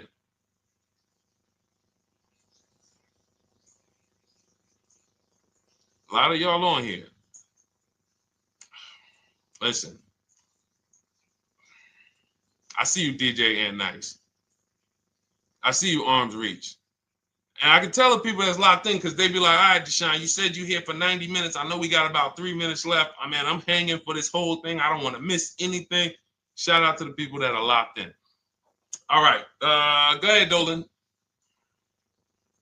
Should the out-the-door price include your trade? First of all, that's a curse word. All right, we're going to go back to that because I got out of saying that for a while. We do not trade cars. So you probably just popped in maybe about 30 minutes ago on the stream. We were talking about the 3 pillars of great car deals: who you buy your car from, who you sell your car to, who you get your loan from. You in order to get a great deal, a below market deal, you must get a great deal from each one, which means you bid out each one. I bid out, got multiple offers for who I was going to buy my car from. I got multiple offers for who I was going to get my loan from. I got multiple offers for who I was going to sell my car to. I bid out everything, therefore I got my great deal. If you bid out this, but you don't bid out this, and somebody you get an interest rate of 7.1 when you could have got an interest rate of 5.2, you lost $2,000. Depending on the cost of your loan, how much you're financing, you lost $2,000. Yeah, you did a bid on who you bought the car from, or you didn't bid out your trade, therefore you didn't find the highest bidder. You traded your car for 14. Another bidder would have paid you 18. You lost $4,000. So you got to bid out everything. That's why we do not trade. The only people that have to trade are people with a lot of negative equity who can't pay off the difference. And that's why I am the reason for negative equity is not understanding leasing. You buy your cars, take out loans, switch the car. Negative equity. It's literally the reason for negative equity is I should have leased, but I didn't. Now I have negative equity because I'm replacing this car with a loan still on it. So out the door price will not include your other car. And if I was trading a car, then yes, the out the door price would include the trade. But because we do not trade cars, our out the door prices don't include the trade. Let me show you an example of what our out the door prices look like. So these are some spreadsheets for our Done For You program where we shop for clients. You can see here, this is we shop for a Subaru for this particular client. In this case, look, and you can see the MSRPs for this car is an inexpensive car, $27,000, $26,000. Look at the out the door prices, 29, 30, 30, 29, 29. These are all out the door prices with the taxes and fees. So you can see these dealers are giving either no discount or a little discount. 27 out the door price is 30,000. But look at the winner. Look at the winner. This particular dealer won the bid at this particular time They're not going to win the bid all the time. In this particular case, they needed the unit. $27,900 is the MSRP. Out the door price is $27,463. The out the door price is lower than the MSRP. How? Because they took off almost $4,000 in discounts. Almost $4,000 in discount. So every time you shop for your used cars or new cars, this is how you should be shopping. If you're not leasing, this is how you should be shopping. I'm getting multiple offers, out the door prices, comparing who gave me the best offer. Who gave me the best offer? Oh, look, Daniel Thompson said, D, I'm bidding out to sell my car and got a $4,000 swing from the lowest to the highest bid. This is the people who you listen. If I can bring them on and have them talk, they would be talking to y'all about how different this is. I didn't bring you here on a Tuesday afternoon, or you're not watching this. If you're watching the replay later on Tuesday, or maybe, Wednesday morning, we go live at 12 noon, Monday through Thursday. So we replay the show just for everyone who missed it. You can send all your friends, family, go to Deshone the Auto Advisor's pages, watch the replay from today's show. But they know this is, I didn't bring you here to talk to you about hundreds of dollars. We are talking thousands of dollars at all times. There is never anything that we talk about that is hundreds. Let someone else talk to you about how you can save a couple hundred more per month. We might be talking about hundreds per month. That might be the only time we're talking about hundreds, $200 per month. But other than that, which equals thousands. We're not here to figure out how we're going to save $50 this month. No, this is big, huge money. So thank you, Daniel. Thank you for tapping in with that information. So, all right, listen, guys. Everything we teach is in a step-by-step format, because when it's not step-by-step, you'll get overwhelmed. When it's step-by-step, you can challenge yourself to stay right on this step, check it off, move to the next step. Check it off, move to the next step. Step 7 in our Cars from Home process is delivery. Step 6 is paperwork. Step 1 is the most important question, which is the 8-year rule. It's literally called the most important question. 8-year rule. How many years are you keeping the next car? Step 2 is the equity assessment. That's why you heard Wendell in his book testimonial. He said, I just completed the equity assessment and we got 30% more than the book value. Bidding it out. He said, I'm about to move to the next step. So everything we teach is step. Step 3 is deal structure, where we budget and we see, all right, how much car can we afford? What does a good deal look like? Step 4, we go shopping, which is choosing what we want. Shopping, looking, doing. We're not buying it. We're shopping the market. We're test driving. We are literally choosing what we want. Shopping, enjoying shopping. Step 5 is multiple offers. That's when we're in talking to dealers online, getting offers, getting bids.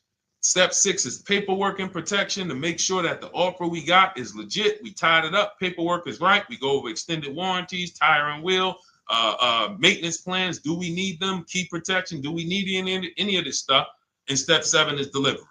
It is a step-by-step path. That is how people win. They're not coming into some college to learn how to be a car salesman or to learn everything I know. No, it's a path. So if you want the blueprint in book form, that's my digital book, Cars from Home, 7 Steps of Saving Time, Money, and Avoiding Dealerships. Normally $97, part of our 30-minute welcome offer. You can get yours for $24 in my TikTok bio, Instagram bio, the YouTube comments, and the Facebook comments. Click those links and then click the special $24 welcome offer. It's good for 30 minutes. And you'll save 75%. If for those of you who are like, Deshone, what about that video checklist? That is our Shop Done With You program. Cars from Home, done with you. You get lifetime access to everything we teach, all our below market videos, and it's short videos. I want you guys getting cars in 90 minutes. 90 minutes. Not shopping. The shopping might take you longer. Deciding what you want, you might be doing that for 2 months. But once you decide what you want, I want you to be able to get below market deals in 90 minutes. That's how I do it. We're not hours and hours to get these car deals. Some of these deals we make in literally 45 minutes over a 3-day period. So that is how we do it. And you'll have access to our coaching program. We do Zoom calls twice a month, first and third Wednesday. And you have a Facebook group with 1,600 people in it that have come before you in the last 3 years. And then for those of you who qualify for shop with done for me, just do it for me, Deshone. New cars, new cars and leases only. Credit score has to be over 670 FICO. Book a call with our team. Let's see if we can help you. All of those have welcome specials. The book is 75% off welcome special. Shop with Deshone is $200 off welcome special for 48 hours. And done for you is $300 off for 72 hours. All welcome specials for people to say, all right, I'm taking action. I'm going to take advantage of a lower investment for taking action immediately. And for those of you who you're still new here, you're like, Deshone, I like the information, but I need to get, can I get some free advice first? Let me test out some free advice. You can, of course, go download our cheat sheets, and that's there as well. All of that is in the Cars from Home Toolkit. So always a pleasure. We will be back tomorrow, 12 noon. Please mark your calendars, tell your friends, bring a friend, and we'll continue to, we'll continue to do what we do and try to make sure you guys have everything you need to win every car you get. I want you sending pictures with the numbers. You know you've done it right when every car you get, you have pictures with the numbers. You know people who purchase cars all the time, all post their pictures. Hey, had to upgrade.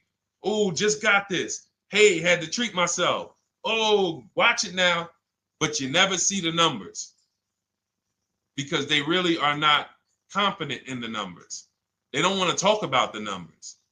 Everybody who shops with us, whether you're getting our book, whether you're using our stuff, and sometimes people who they piece together my social media videos and they'll get it done. But they are sending the numbers. Look at what I paid for this car. Not only did I get a great car, but look at the deal I got on the car. That's when you know, all right, you understand this thing. All right, have a great day, y'all. See you tomorrow. And if you couldn't make the whole broadcast, feel free to watch the replay. We'll be replaying it throughout the day until tomorrow's show. All right, have a great day, y'all. Thank you. God bless you.